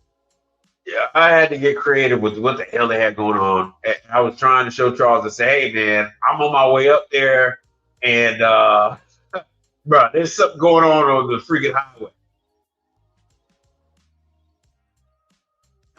Right, Isomatic makes the gearbox, the evaporator, the auger, electronics. Electronics are all, yes, you're right. The electronics are all Scots, yes. But the other stuff is all Isomatic. Yeah, Jacob, no, Ryan is right. It is, if you ever, when you take them, I can show you some. I'm stripping my factory now, my mad science factory, and I have some Scotsmans and some Isomatics that I have right next to each other. And yeah, they are same but different, but still same. And it's that way with the under counter as well. The under counter Scotsman SCNs are Isomatics. Scotsman under counter nuggets are Isomatic. The Isomatic under counter residential or office unit, the only difference is the door and the light. And you can actually put a light into the Isomatic. Everything is still there. You can plug it in.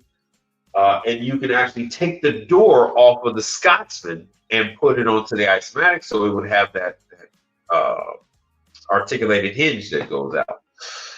I put more ice in the streets than Walter White. I put more ice on the streets than Walter White. this summer. Number 20 coming up. Nice.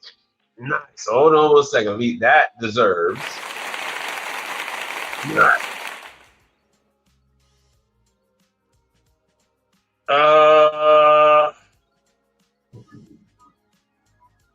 You can't keep getting away with it. Put them suckers out there on the streets, flood the streets with that ice. Oh yeah, Jacob is always messing with me. Jacob is all, brother. It's a delay on my end, brother. Jacob is always fucking with me. Always. No, I'm just joking. I don't know where I took a bunch of pictures. I swear to you, I took a bunch of pictures of this damn Istro.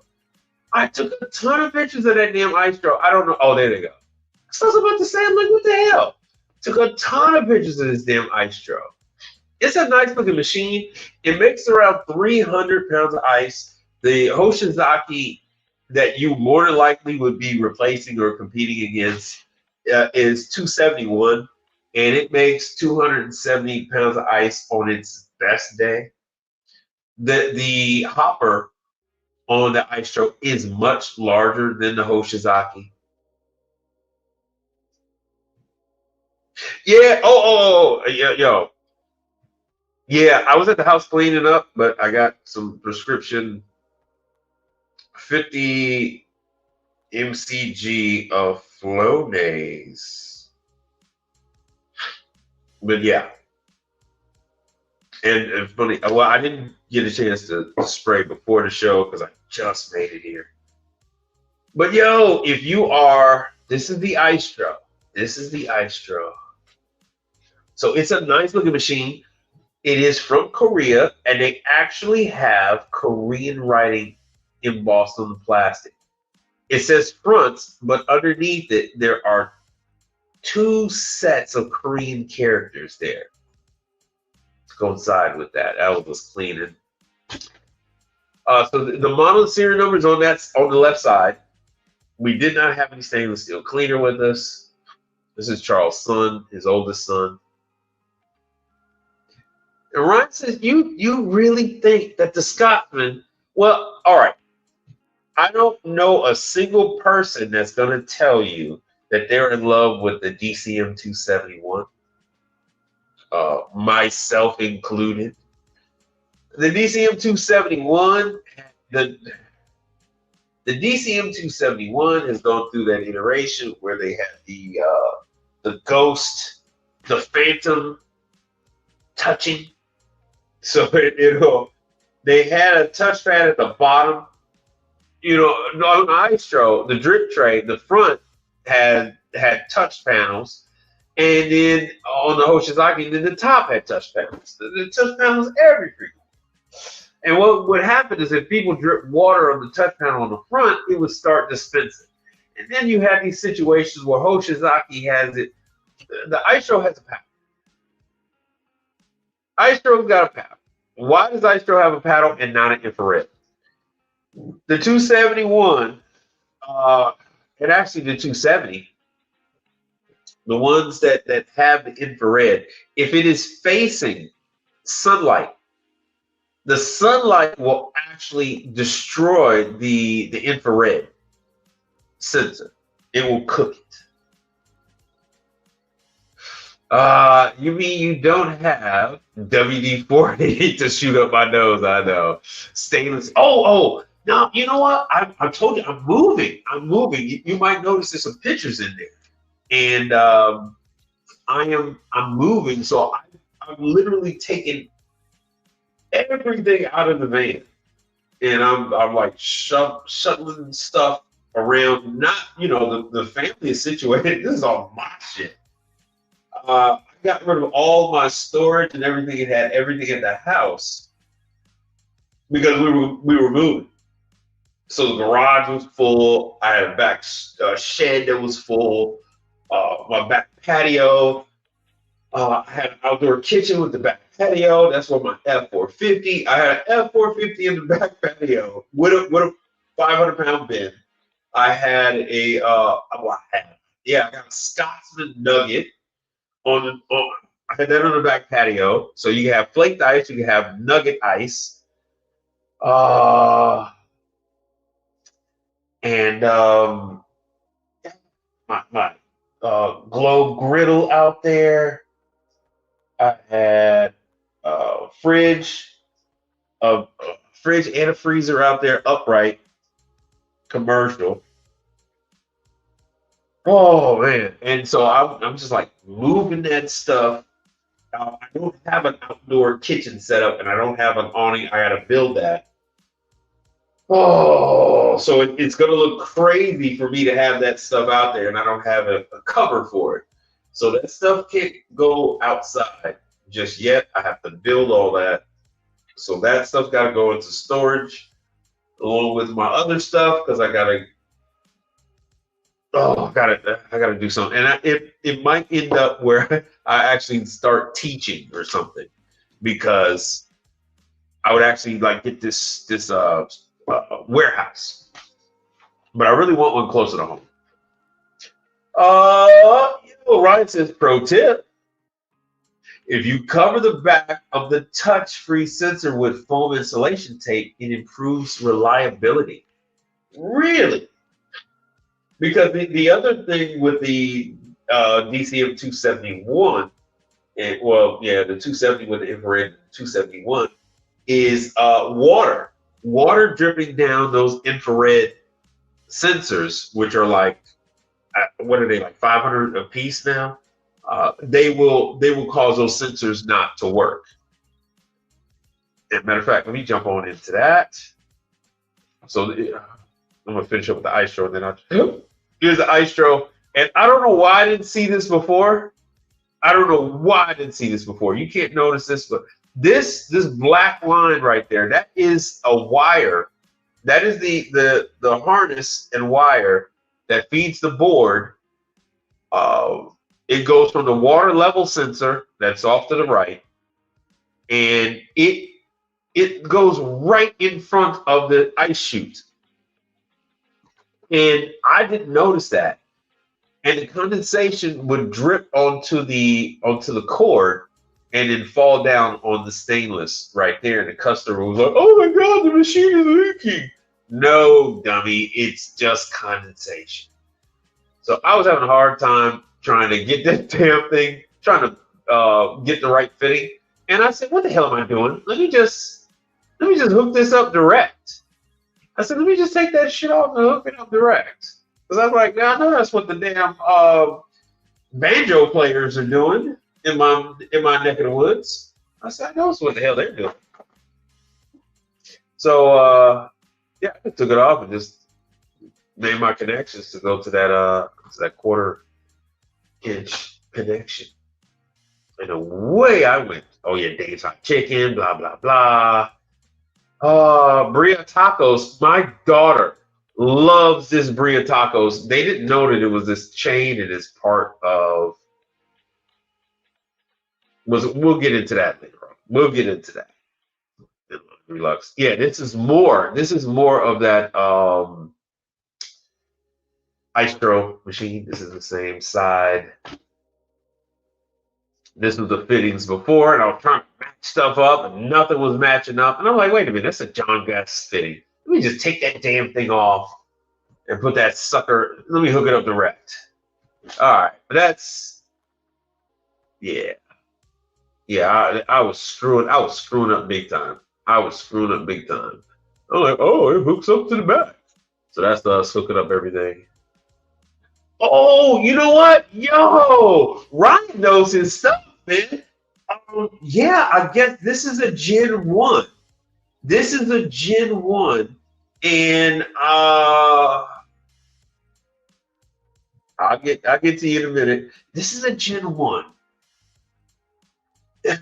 Funny thing about, I went over the controls, how you got a button for ice, a touch button in the middle for water is on the left, ice is in the middle, and then water and ice is on the right. Well, these damn things are factory set for small cup, but only on water.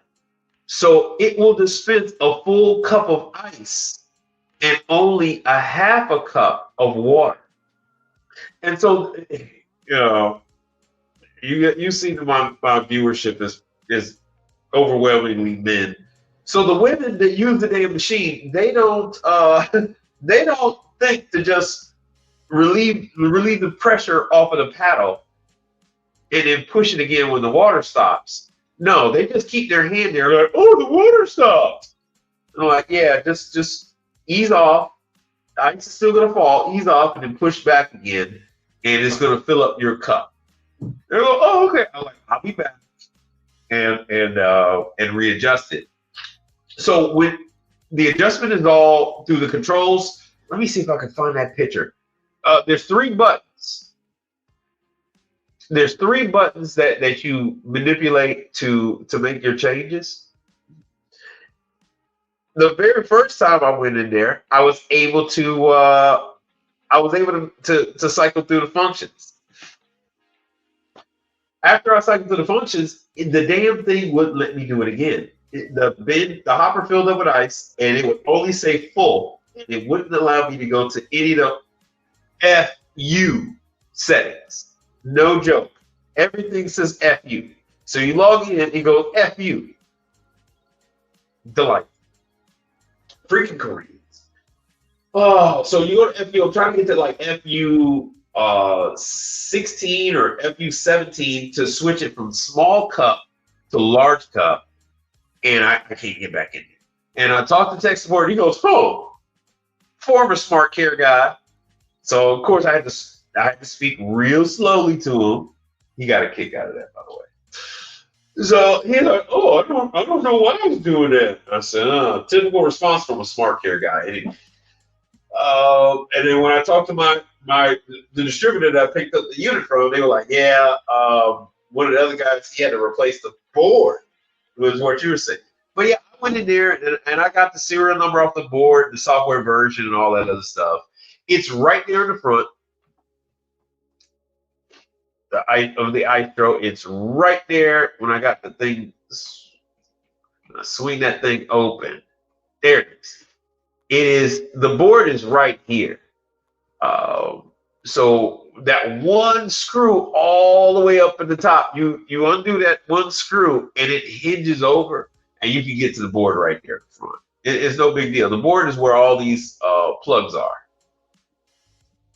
All those plugs are actually going to the board, which is, like I said, I wasn't paying attention, and that damn plug, that wire was right there in the middle of the hopper dispenser.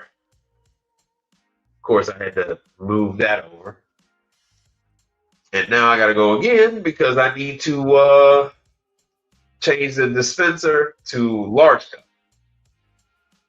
And what I'm trying to get to is when I tried to access the number for it, it's all in writing on the front. Damn, I should have went and showed you guys that. There's a full list of everything you need to do right there in the guide on the machine on the inside. Everything is right there. Well, when I cycle through to try to reach it, it just skips.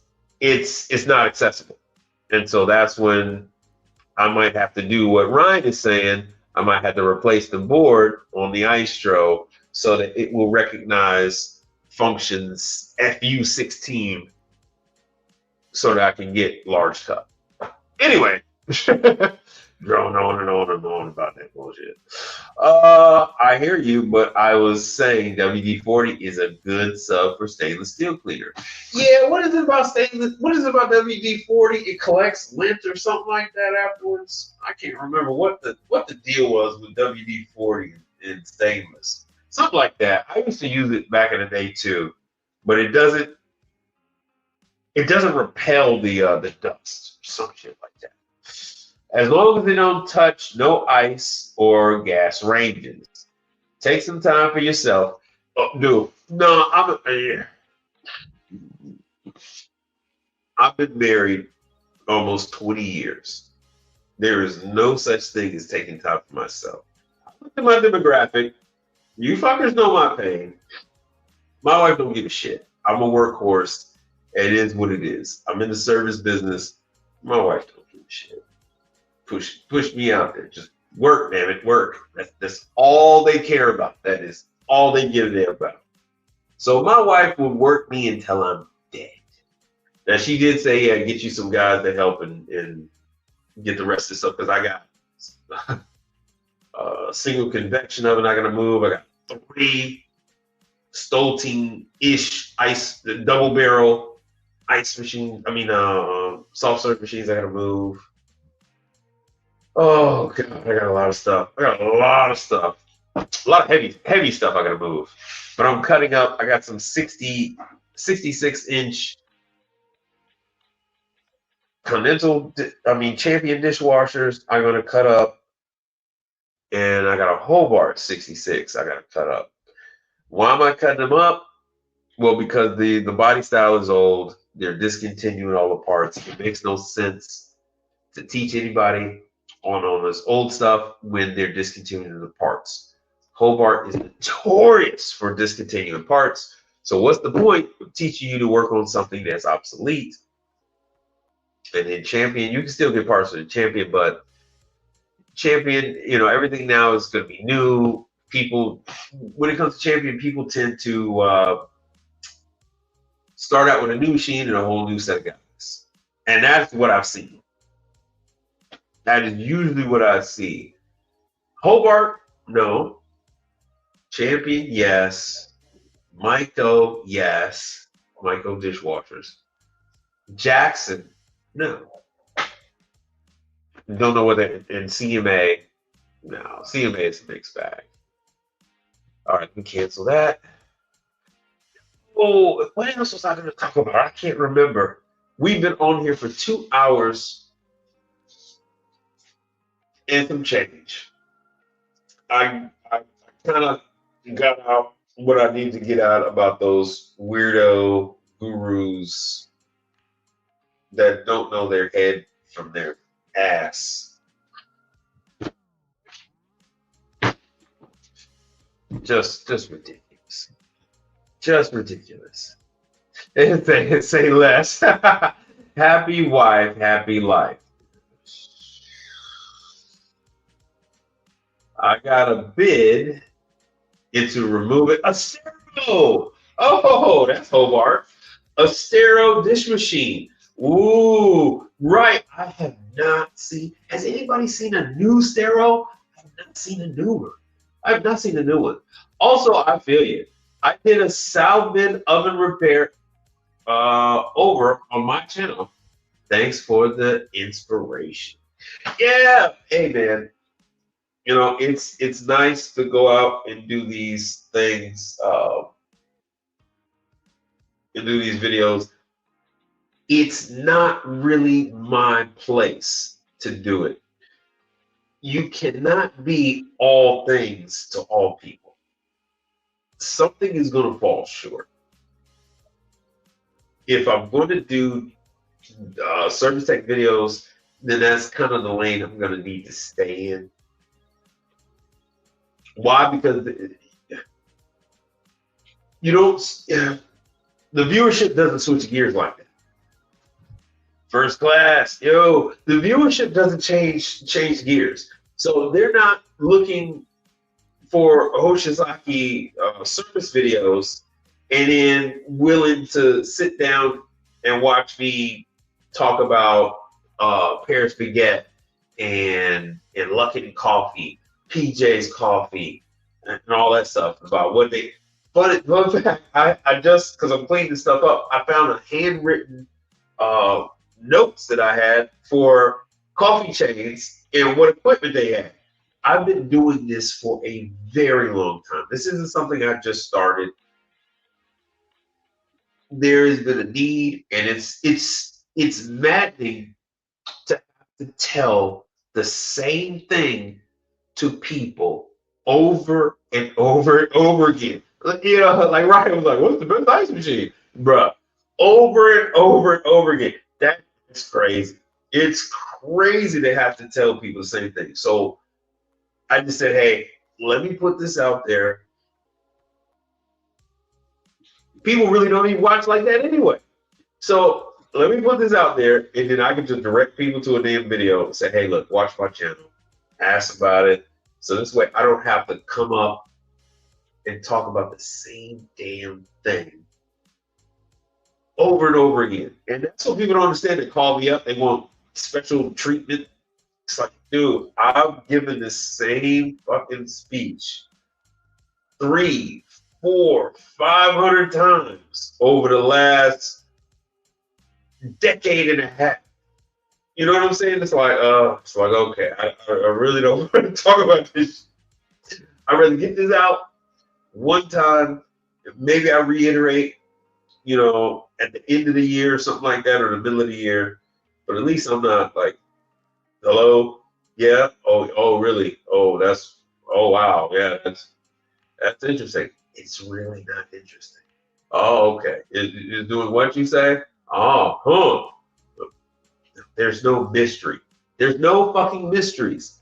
What did we talk about earlier in here? What were we talking about? We were talking about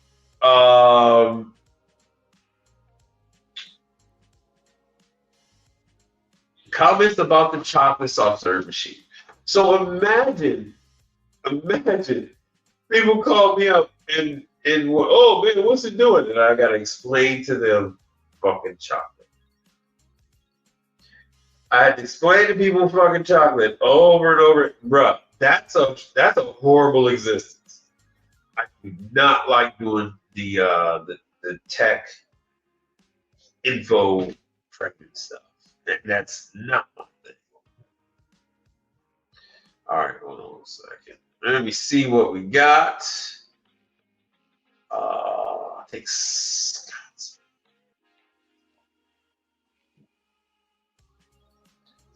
Let me run through some of these things, and then I am going to wrap this up. Oh, so this is the Manitowoc. Manitowoc. Let's go into Scotsman. I mean, it's a medic.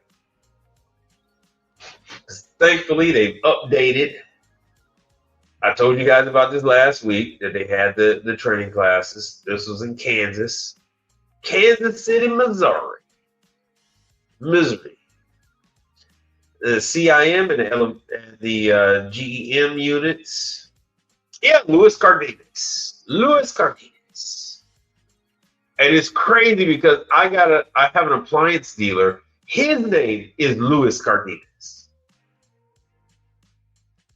So in my email, I every now and then I email the wrong freaking Louis Cardenas. I have to really pay attention when I do that shit. So yeah, Louis is running around doing this stuff. Let me see if we got anything for next month. Not yet. So they're gonna pop up. So I don't know what this online thing is. Isomatic showroom. Oh, en español. Habla español. Oh, because Louis Cardenas is probably hosting now. Go figure. What? They're gonna have a Spanish-speaking class? Oh, I'm shocked. All right. For whatever reason, Follett.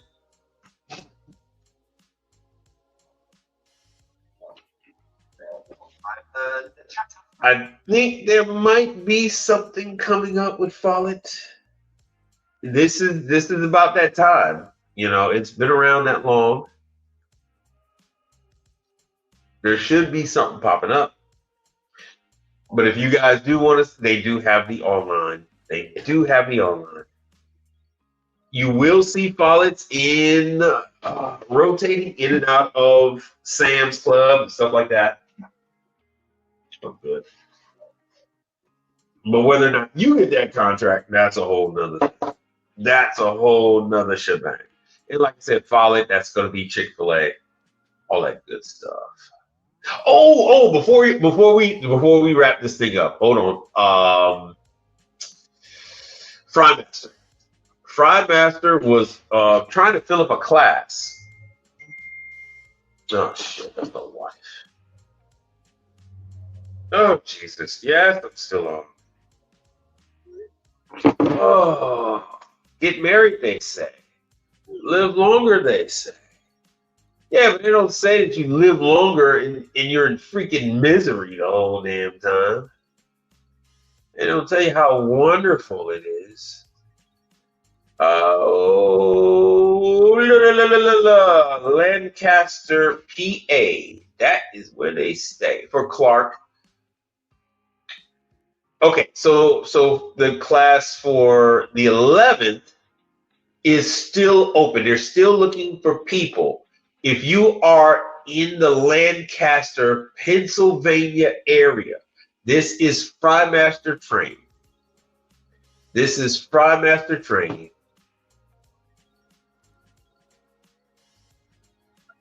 What you're looking at is Frymaster. In-person field training classes. High efficiency gas fryers and the electric ones. They're going to go over the LOVs, the 3000, and the touchscreen. So Lancaster, PA, on the 11th, you still have open seats. You still have open seats on the 11th.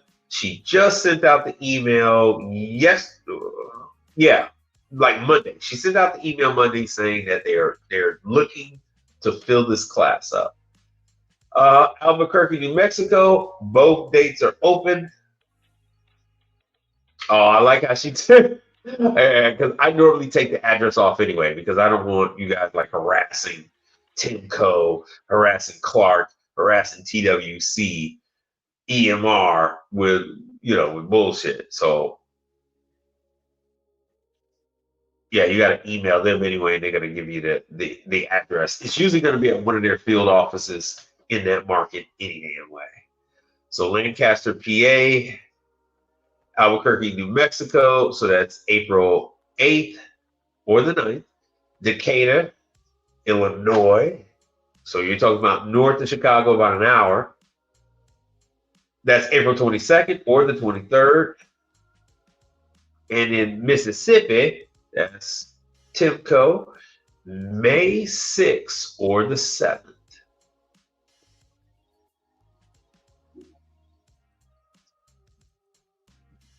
All right, let me drop that in there.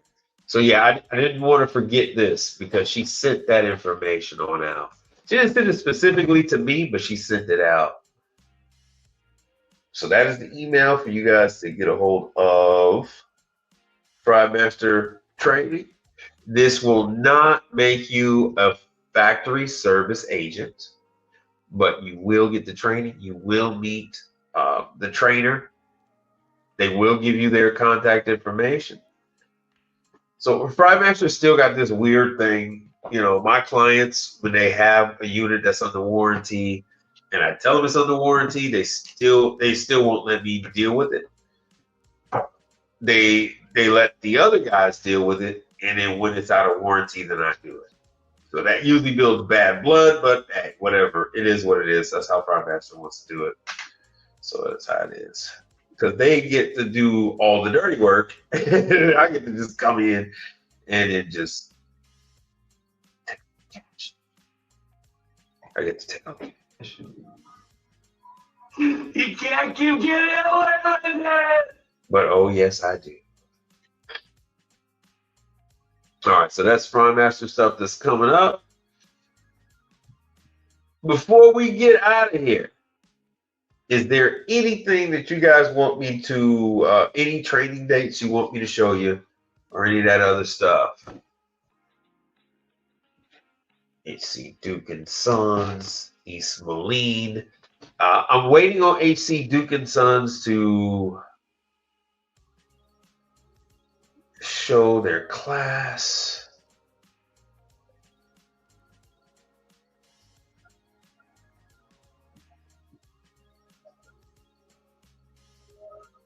What the hell's the class information? In my opinion, I think Electro Freeze is number 3. I believe it's like in my opinion. If you would just talk about 3 soft serve machines, it would be okay. Electro Breeze would be in that top 3. Let me see if it's under here. So normally they have a section where they tell you when the damn training is. Last year they only had, oh, there it is. I don't know what the hell's wrong with me. Oh, I need to show you guys Stolting. Not Stolting. Shit. Carpenter. Let's see. What the fuck? I don't see anything. No, they don't have anything yet. Damn. Nothing yet. They don't have anything yet for HC Duke & Son, Electro Freeze. Like I said, if you roll by a new McDonald's,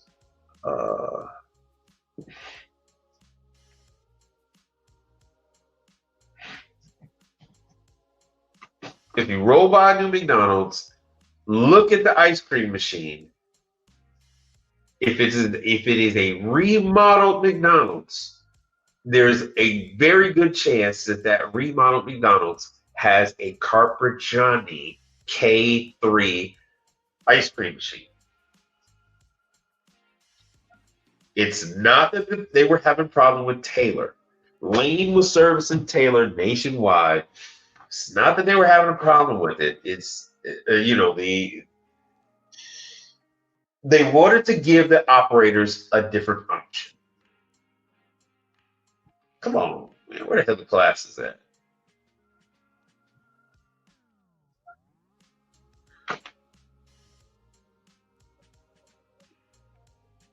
If I could friggin' find a class, this is crazy. Let me go to food service professionals.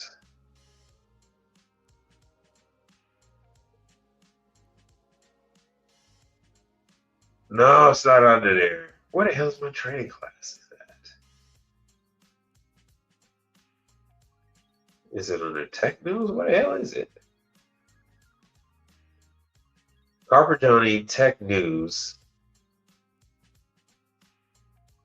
Food service. No. This is not it either. What? Why do they make this so hard?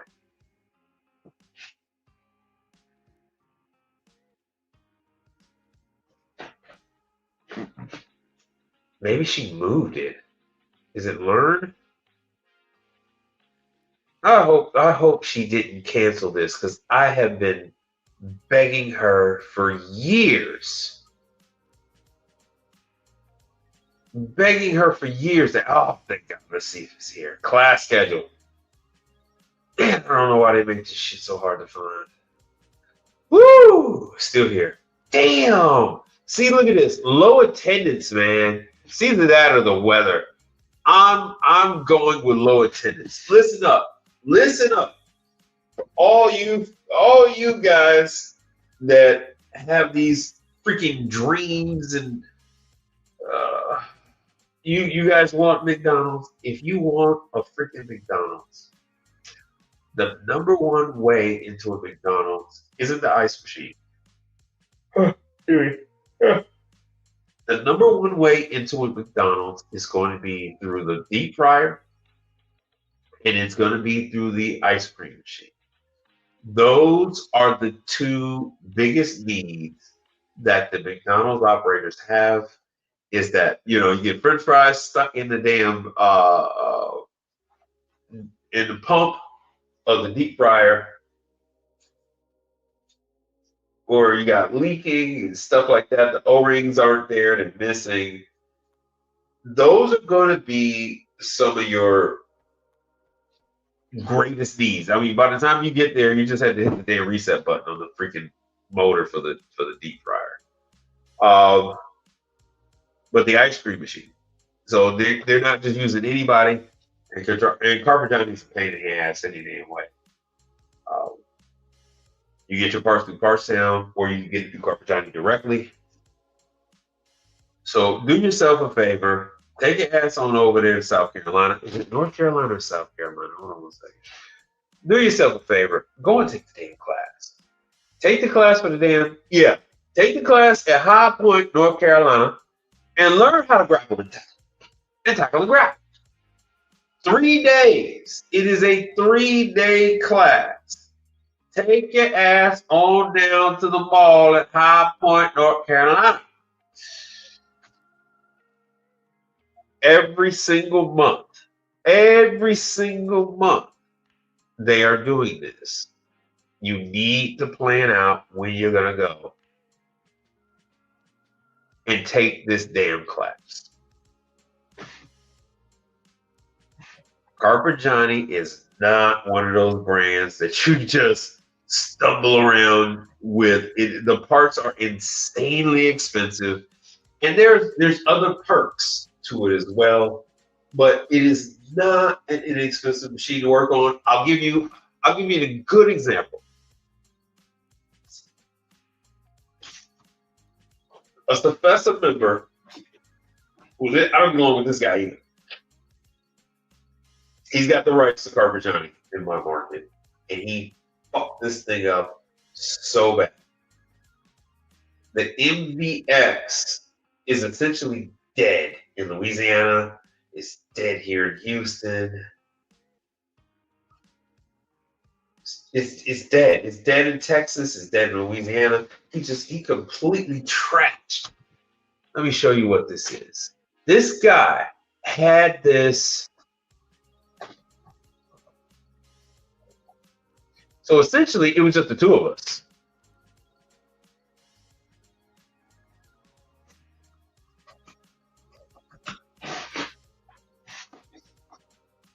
So it was only option that people had was this one company and myself to go with. And they didn't even know I was an option. I had to literally go to people and say, oh, you got MVX. Well, yeah. Hold on one second. It's the 3. You got a XL. You got an XVL. That's what it was. XVL. There we go. Right here. The XVL3. So he was really sticking it to him. And I mean, dude, those people were so happy that they had another option to go with. I mean, he was literally putting these people out of business. When you have a soft serve machine, when you have a soft serve concept, right? And so that's what type of food service it was. All they sold were sweet and salty soft serves with toasted marshmallows on top, clouds, cotton candy, and all kind of shit. Big spectacle, big display. I have pictures. And this service company fucked these people over. There's a special place in hell for this douchebag. It's a special place in hell for him. So now, not only do we not have, he put all of them out of business. So now, not only do we not have these units anymore to service, right? He fucked this market.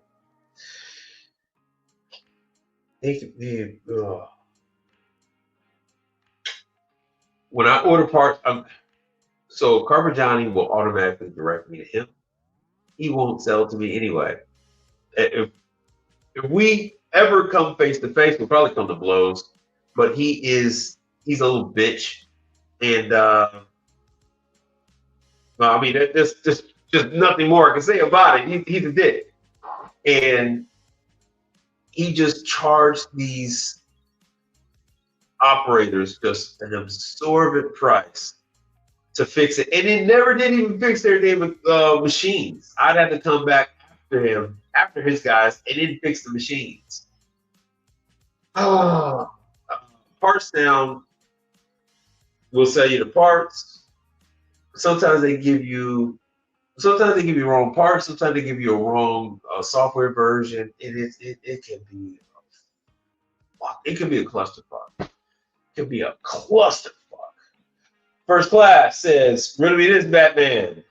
How much is sticking it to them? Dude, let me show you. No, you're not going to make mistakes. Your prices are never, all right, so this guy paid millions of dollars for this distributorship, right? So he purchased this business from the previous guy. The other guy was, he was the very first Carper Johnny distributor in Houston. So he had all the equipment. So he sells and services the equipment. Everybody's supposed to. This is how it used to be. Just so you guys know, when you like back in the day when you sold Manitowoc, that was your kingdom. People could only buy Manitowoc through you. People needed the parts from Manitowoc. People had to come to you to get Manitowoc. When people needed Hoshizaki, they would come to you if you had the distributorship. If you sold South Bend, that kind of stuff, because they were just all these different brands, Royal, that kind of stuff. So if you were the servicer, you were also like the distributor for it. So people would buy the equipment from you and all the whole nut. And so if you were the distributor and other dealers had a problem, they only went to you.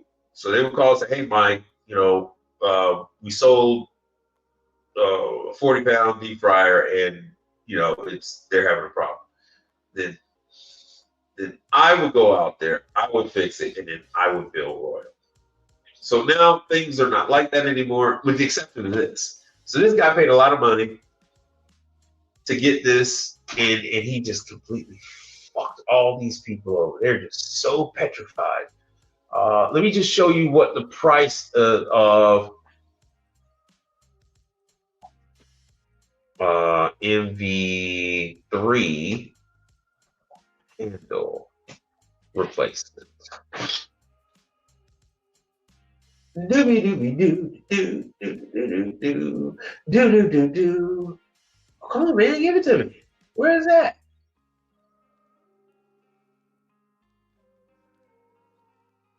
Let me see if you guys can see this. Yeah, you can see it. No. It's not double. No, it's not double dipping. That is how things are now. Is fucked. That's why everything is just fucked. You had a real business, and the manufacturers got greedy. They got greedy. No, it's impossible for you to make a mistake. First of all, you don't have a warehouse with like $5 million worth of parts. Damn, they're only showing the K3. Shit.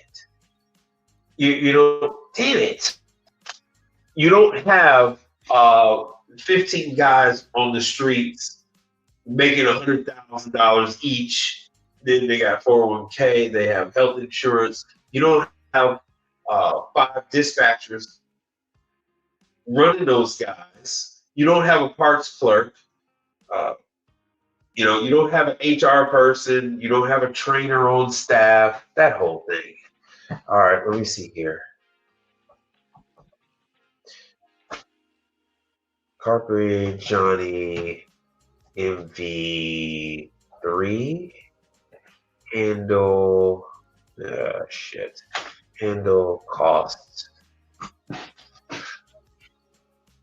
So just so you know, the handles were like $700. That's what he was charging them. He was charging them it has 3. Just so you know, it has 3 handles. They were made out of aircraft aluminum. MV3. Carper Johnny MV3. Full.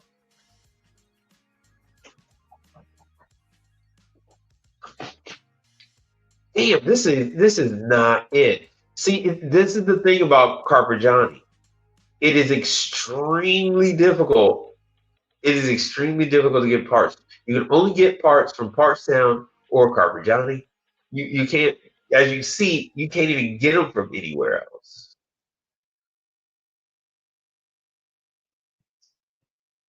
You can't even get them from anywhere else. So he was charging like $700 per handle. So what ended up happening, I would go by any one of these locations and I would see one handle. And I already knew what the deal was. And they would take, because it originally had 3, the employees would break them and they would take the one handle and they would take it from each barrel. It had 2, one on the right, one on the left, and then the middle was to mix the 2. So they would take the one handle that they had left, the one good handle, and use that to operate the machine. A $20,000 machine, and they're using a freaking. He fucked them. He fucked them so bad. I hope he burns in hell.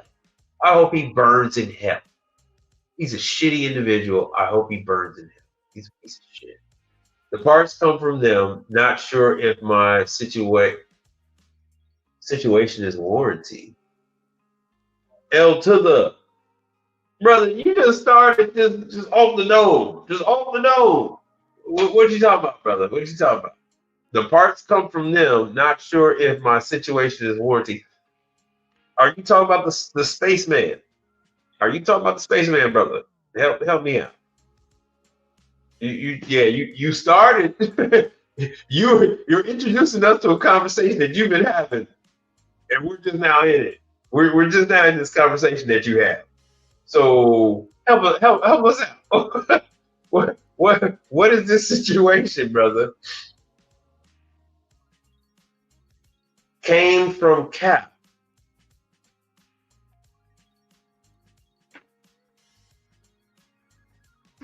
Ooh, yeah. I'm gonna have to go ahead and sort of disagree with you there. All right, brother. So there are things we know. Yes. We also know there are known unknowns. That is to say, we know there's some things we do not know. But there are also unknown unknowns. The ones we don't know, we don't know. Yes. So what are you talking about, brother? The Postmaster parts came from Carpegiani. What are you, brother? The link is here. The link. Hold on, man. The link is. I don't know what you just.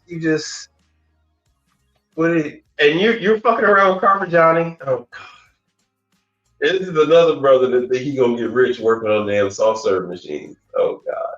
Soft serve machine is just the biggest pain in your ass you ever gonna run across. Brother, you don't have to be on camera. Okay? You don't have to be on camera. Well, you listen, I'm gonna tell you, right? So you can call up, you could leave the screen off and you can tell us this wonderful scenario that has culminated in the Postmaster parts came from Carpegiani. Partstown is a master distributor. They don't make parts. The parts are always going to come from the manufacturer. All Points is the only one that has their Maverick line, and they have aftermarket parts. Partstown is a no aftermarket part supplier. They are a master distributor. They are a master debater. Fucking Partstown. Fucking Partstown. But brother, help me out. See, this is here it is. Machine aluminum for that Carpegiani. So that you can go by if you just they only have this one machine in the United States, and you'll see them taking that handle out of the machine and then putting it into the other locations to operate the machine. There's supposed to be 3. But this bastard wants to charge them like $700, and they're only selling fucking frozen yogurt. They're selling frozen yogurt, bro. They're not selling liquid gold. Jesus. All right, so let me see here what. I don't know what my lira is. USD.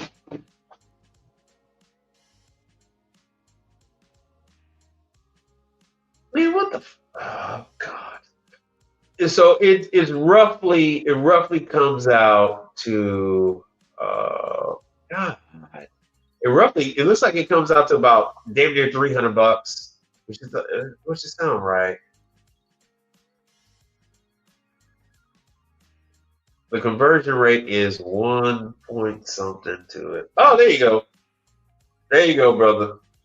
So help us out here. Take us on this fantastic voyage. Yo, Quiet Storm, what's going on, man? Yo, brother, there's all these fake HVAC weirdo gurus that are run around like swamis and shit with guitars and telling people oh, I need to tell people how to talk to customers, and that's how we need to do things. Like, oh, get out of here, bruh. Quiet Storm. Oh, he hopped in from another. Yo, Cool Blue, what's up, man? Hold on, let me pop this up there. I'm with you, brother. So what are you talking? What are you talking about, brother? Can you hear me? Yeah, we got you. We got you. All right. Yeah. So I was coming in from a different conversation. But them Copper Johnny parts, probably, is proprietary or whatnot.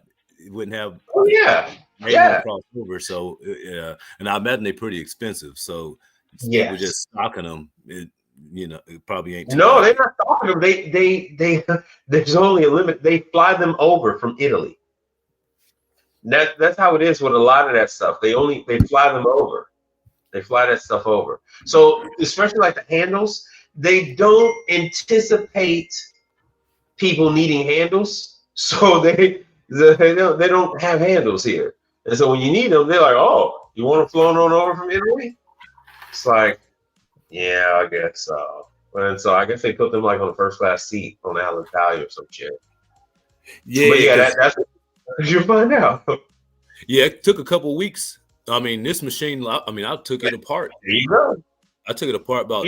Oh God! I gotta hear this. I gotta hear this. Give me the rundown. What's the story? Oh, okay. Now dig it. Allegory when you like? No, let's hear it. I gotta hear this shit. Okay, so the Pasta Master it's a pasteurizer.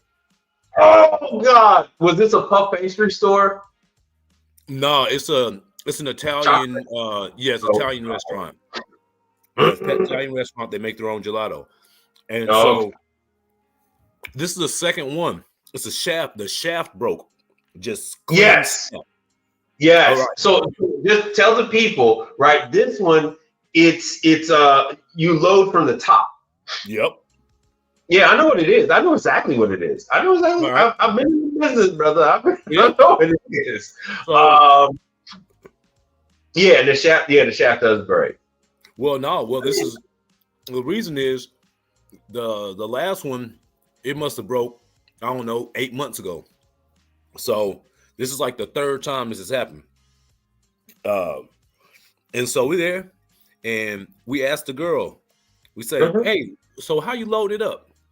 And then so she says, "We put these little hard hard chocolate little nugs in there, and then we pour a bunch of sugar on top, and then we pour milk on top." Well, you can't with that one. That's the big thing that they talk about in Stolting class. Carpentani, you can't put anything in there. You got to add. You're supposed to add after, not during the making of the product. Bingo. Yeah, what the hell is the thing? Yeah. Community Dude, what the fuck? Dude, I just had my analytics. It was just up on the screen. My stuff was just there. It is. All right, I'm tripping. I don't know why they put this stuff so far down the damn list. I'm trying to show Quiet Storm. So I take it. What, you had a long day? Oh, me? Yeah. Oh no, I hadn't worked. My day was actually pretty short. Okay. I had an evaporator drain pan and a drain line heater to do early this morning, and got some ice maker parts. But I'm having a conversation with the GM from Saltgrass tomorrow over lunch. Okay. LD is the go-to warranty specialist in the Austin area. Look at that, Ryan. Ryan is over there with us, man. And I don't want to put out your location, but just, you know, you're in Texas, Ryan is in Texas. It is what it is. Yeah. I might know that guy a little bit. I might know that newbie. Well, I mean, it's not like he's just exactly, you know, a large city. Yeah. No. Oh no. No, that's the homie. He's the ice maker guru around these parts. So. Oh, hold on 1 second. Hold on. So everybody was wondering what the hell I was all riled up about, because I normally just put boring ass titles, but so Quiet Storm and Cool Blue. So you look on the screen here. The average person that watches my content, the average person that's interested in what I have to say, is between the ages of 35 and 65 plus. Look at it. No one 13 to 17. No one 18 to 24. So anyone watching this content has already had a career. I'm not talking to young kids. I'm talking to people who are looking to get out of their career into something else, looking for stability. These ages, they've already been through the housing crisis in 2008. They probably have been in real estate. They've already sold cars, sold boats, sold ATVs, all that kind of stuff. Because you said you sold phone tech. You sold what kind of technical stuff? Cool Blue. I used to sell. Man, I worked for Spectrum, so I sold Spectrum services, residential, and business. Right. So when we talk, do you think I need to tell you how you should talk to customers? Oh no. I mean, one time, I was talking to old boy at that food truck. I ain't want to be doing that shit, so I was I was going a little, off the rails with him, but I brought it back. Yeah, but you still know it's just different. Yeah. You're in the moment with the customer, going over the issues. Mm-hmm. It wasn't a sales pitch. You know how to give a sales pitch. You just need to know who the customer is. You need to know what equipment, right? Oh, who's got this equipment? Who's got that? That's what you need to know. And so I think the detractors, they're running around talking about, oh, there's a guy online and he's telling people about brands. Yes, because you guys don't know the fucking brands. If you're just coming into this from IT, or if you're just coming into this from what real estate or from insurance, you're not going to know. You're not going to know the difference between a Manitowoc or Isomatic. You don't know. It's not your world. I am your first introduction to this world. And so that's where I need to focus, is on brands and training. You put me on a gang of brands, dude. What? Thank you. See, that's you know what? So I tell people about brands, and then I tell people about brands. I tell people about employment. And it's up to you whether you want to pursue working for yourself, giving it a go, or just working for one of these other companies. and what options are open to you, the 401k, the pay scale, the training. And then what do? I show, hey, look, if you're going to work in this market, hey, this is what they're paying, and this is what the houses are going for in that market. I don't need to sit around with a fucking ukulele and tell you, oh, well, you need to focus on customer service. Wake up. You don't need me to tell you about fucking customer service. How long were you work for Spectrum? Like 14 years. What the fuck do I need to tell you about how to talk? Man, hold on. What the? These fucking, bro, and you're younger than me. Not by a lot, but we're still in the same like range. You know what I'm saying? We're still in the same 10-year range. I don't need to freaking lecture you about this is how you should approach a customer. This is how you should dress, and this is Hey, they shouldn't be thinking about going to business if they need them.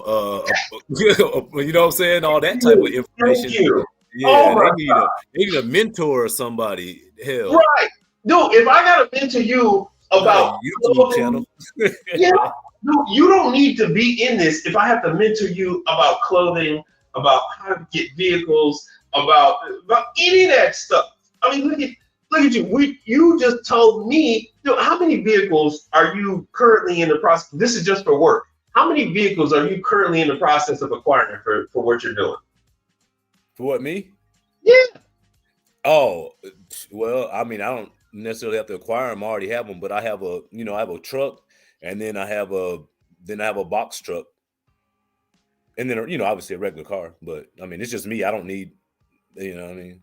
So this one service tech who's only been on his own for how long? 5 months, did you say? My business, I started back in June. And he's got 3 vehicles, bro. Specialized vehicle. Tell them about the one utility truck. It's an AT&T old service truck. So it's a 3500 Silverado HD. It has the box, like when the guys that pull that fiber back there, the cap need boxes. So it's a factory cap need truck.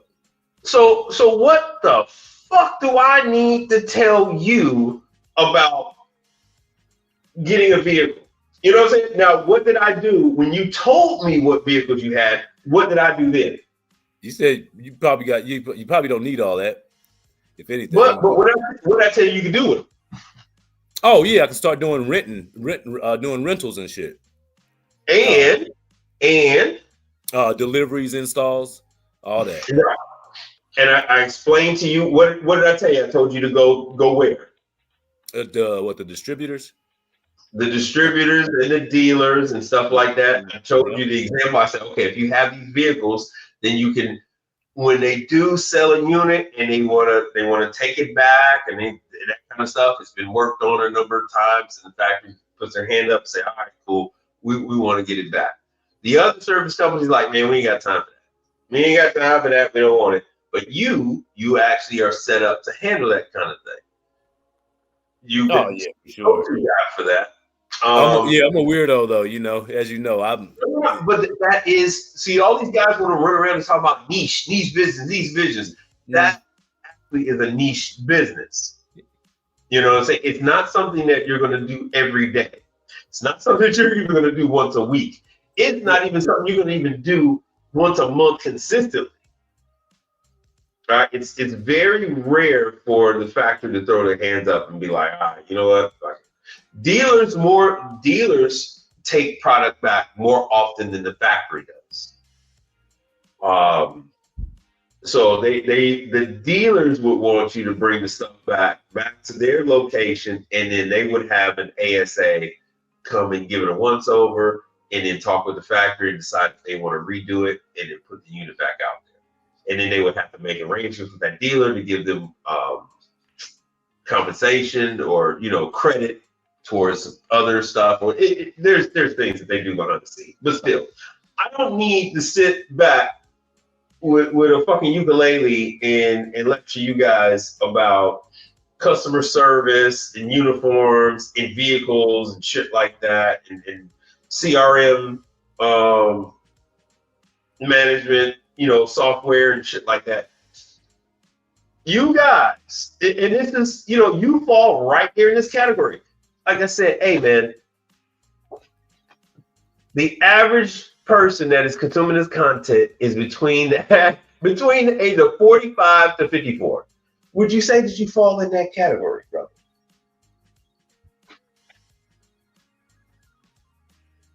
Oh shit, he can't hear. Brother, would you say? Oh yeah.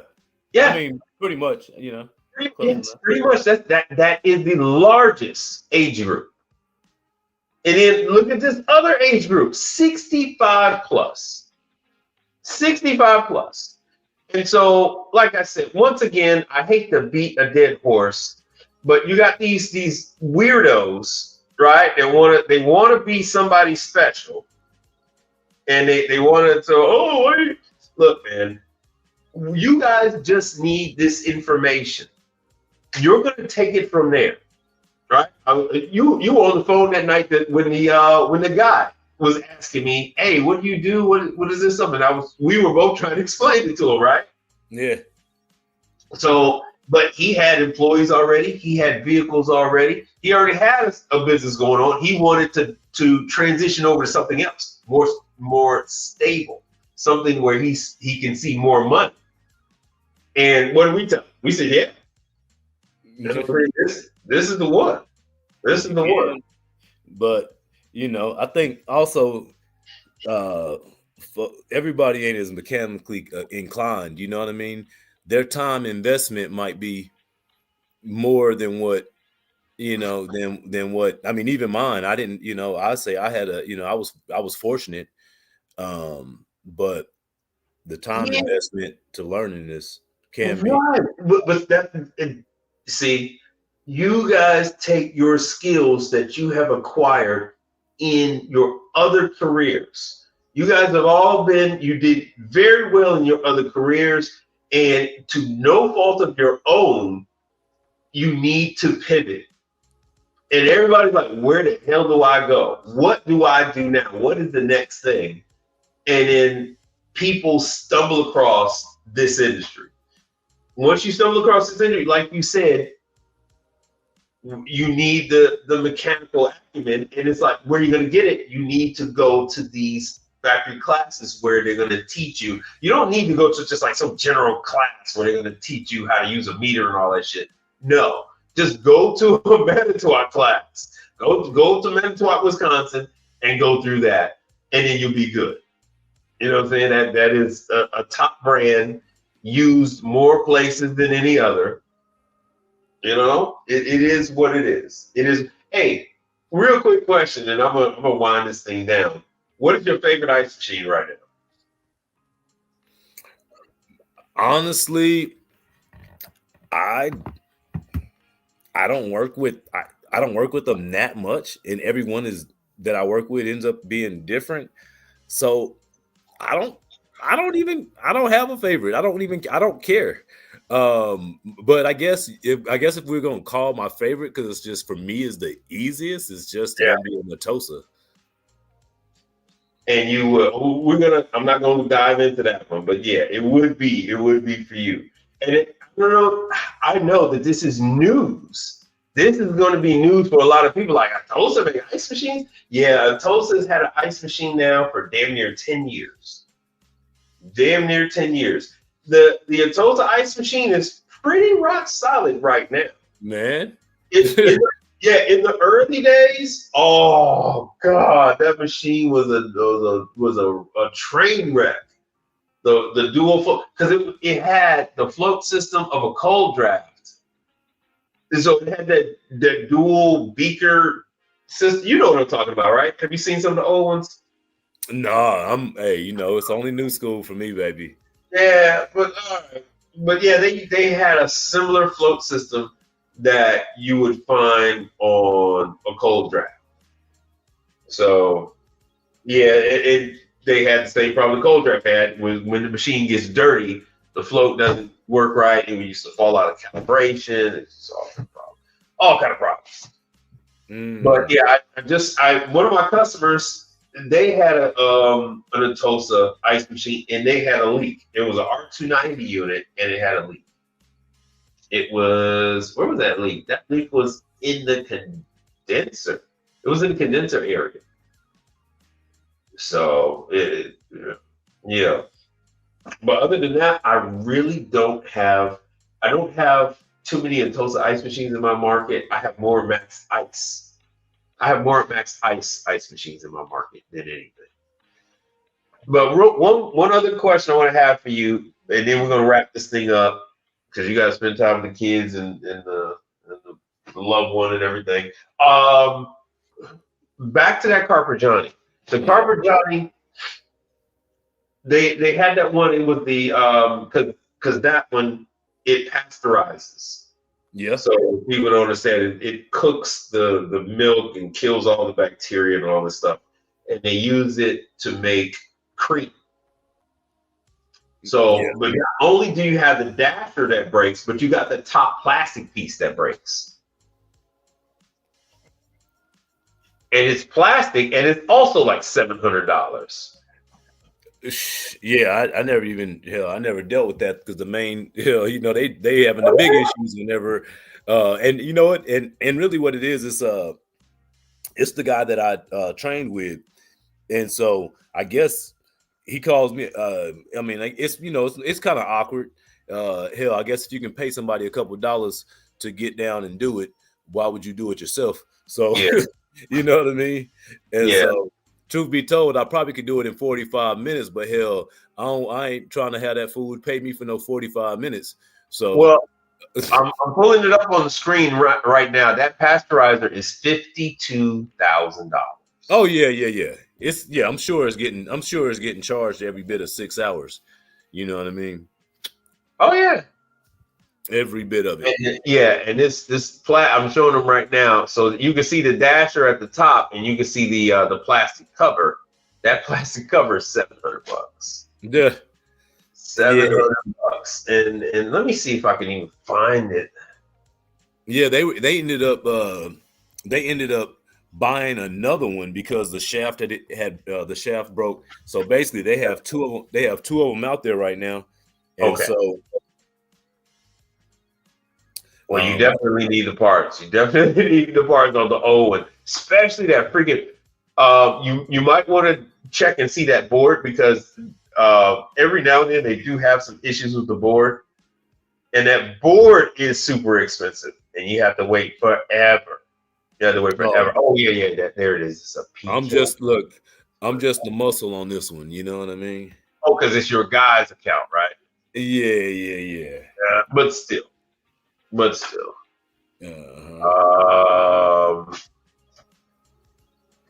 And the reason why it takes so long, like I said, is you're ordering from Partstown, and then Partstown is ordering it from the manufacturer,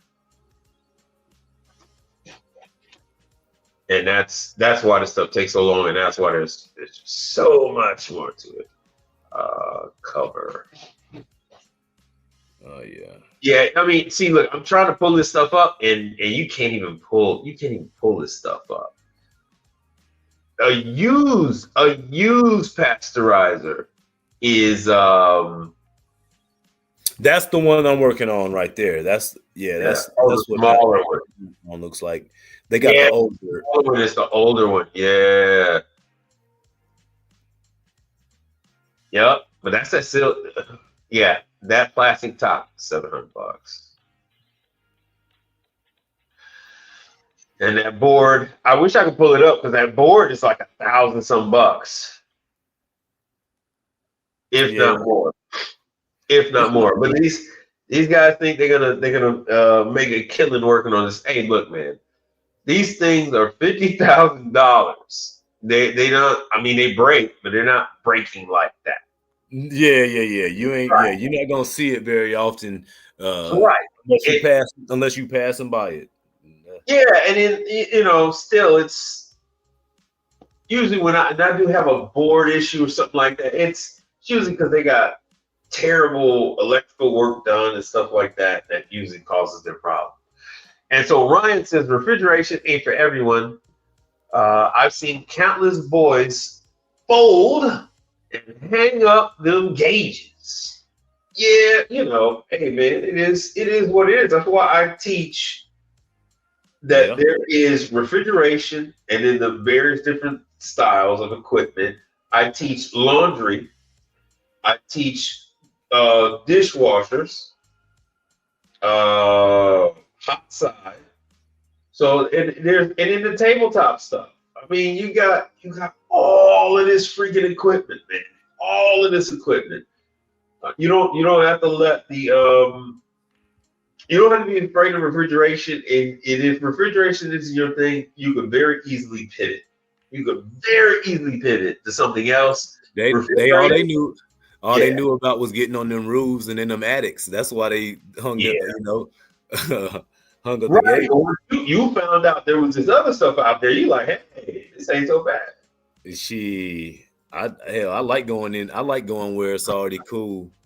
You know what I'm saying? Ladders, no going up on roof.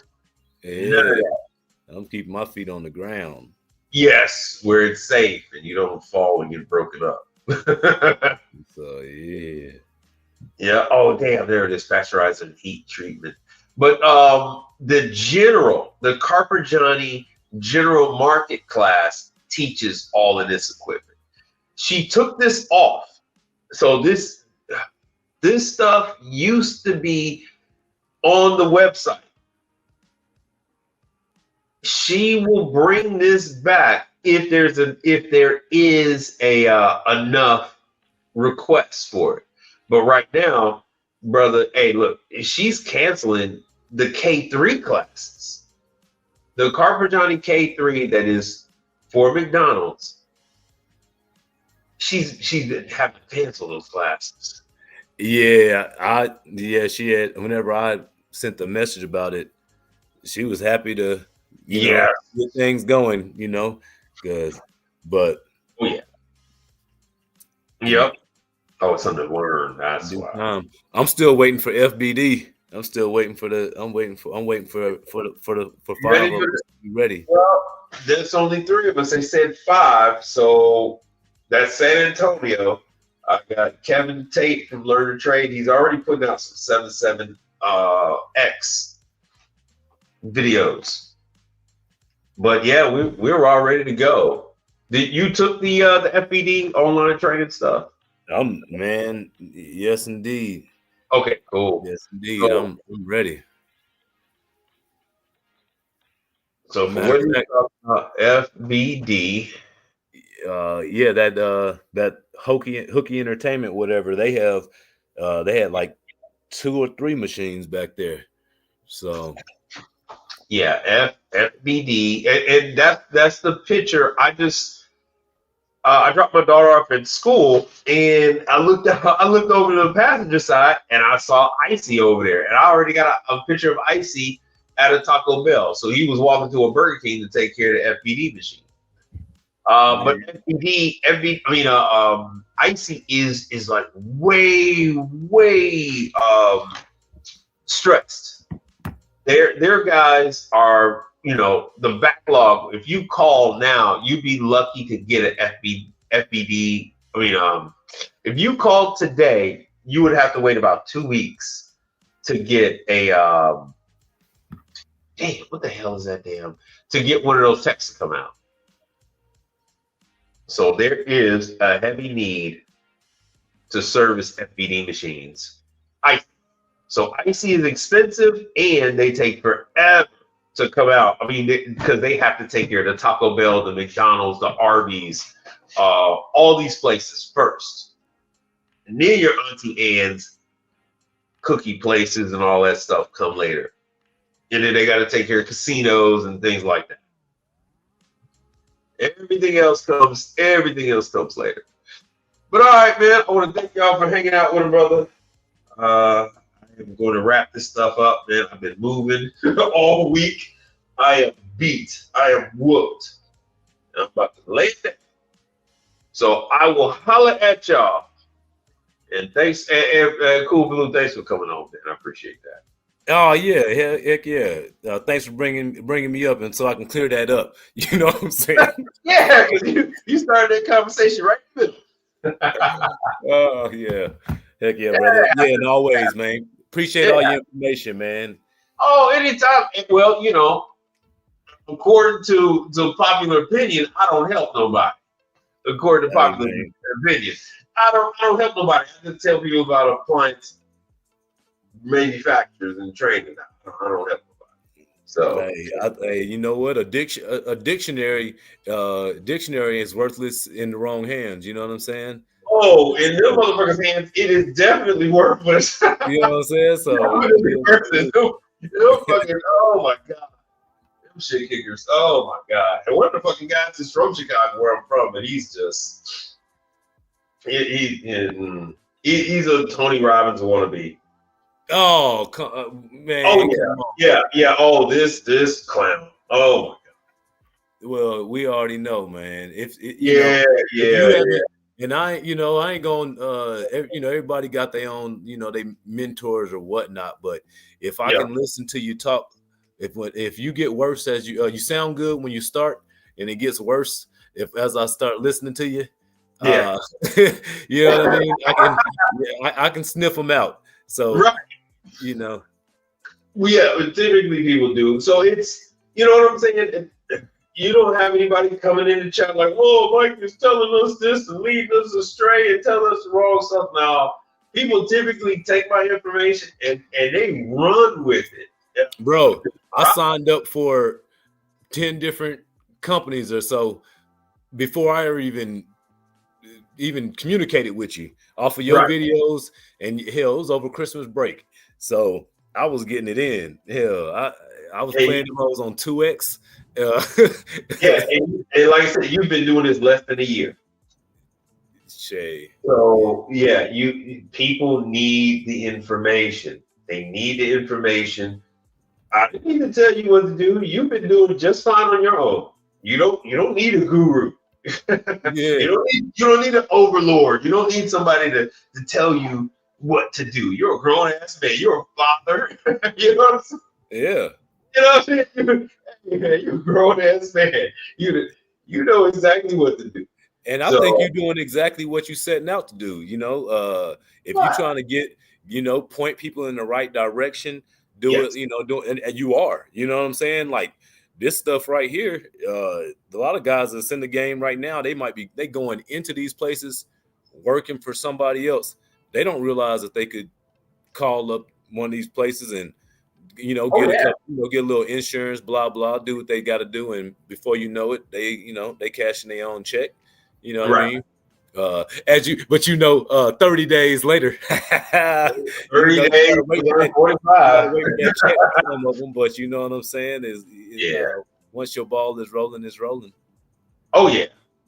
Yeah, well, that's the other part of the puzzle I try to cover. I really do need to organize it, like maybe pick a day where I can talk about these damn companies. Because last stream we end up talking about these referral companies, the company that give dispatches, and I guess you guys had no idea that there were thousands of those companies out there. Oh snap! I'm trying to damn, there was one of them that I'm gonna have to go back on that one. It was definitely one that I was meaning to. I might have made a note about it, but I was meaning to hit them up. One of those refrigeration companies. But I'll tell you guys about Nordon and all of those different ones. Remember we talked about Majali and all of that? Yeah, oh dude, Majali required they wanted like $5 million worth of car insurance. I don't know what in the hell. I'm just gonna have to send them over my information. I'm just gonna send them over my regular stuff and let them tell me you need this. Well, here's what you do. You send them over your stuff and you just wait. Yeah. Because when their need is great enough, they're going to call you and they're going to make an acceptance anyway. And then that's all you need. That's all you need. So what they're trying to do is they're trying to weed out the inexperienced technicians. But that's what you're going to get if you're Majali. If you are using like a Natosa, a Majali, any of these lower tier, and I know you guys don't like when I say that, but all of these Everest and Turbo Everest and Arctic Air and Natosa, all of those are lower tier. They're not Charleston, they're not True, they're not Delfield. Those are lower tier refrigeration brands. And you're not going to get a Charleston type technician on a Natosa. I mean, you got NorCal Dave in California that does it, but you know, the typical guy that works on a Charleston is gonna, I mean, a Natosa is gonna be like you. You've been out there like less than a year, and you're happy with it. Oh yeah. See, you're happy with it. I But work, I work on them all though. If you like it, I love it. But I started off on Trues and whatever it is, you know what I mean. I work in I work in the hotels and all kind of stuff. So, but because of the price point, a Tosa is out there, and they're gonna call for service. But I mean, because of the price point you got, I mean, it's not the verge where they're like, maybe I'll fix it, maybe I won't, you know. But you don't run into that as much with True. You definitely don't run into that with Charleston. You don't run into that with Beverage Air, with Continental. That is a lesser occurrence than what you see with an Atosa. An Atosa, that's always like, if I charge them this much, the customer's probably going to go and get a new fridge. So that's what we run into. But yeah, it's 3 hours. And I said I was going to get off an hour and 20 minutes ago. So I'll catch y'all on the next one. And I'll probably have stuff set up a little better. Catch y'all later. Later, dude. All right, man. Bye.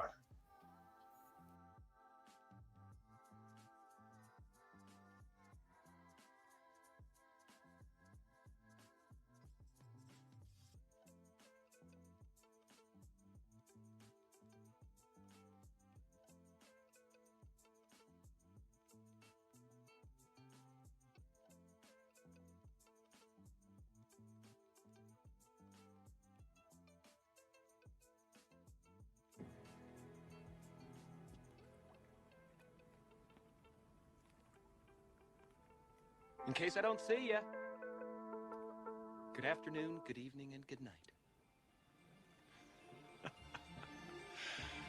Yeah.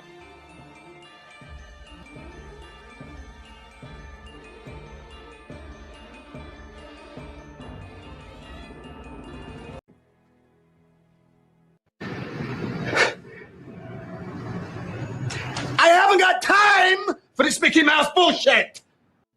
Be relentless. That's it. I'm done. Gentlemen, don't waste your time in the vain pursuit of this and that endeavor.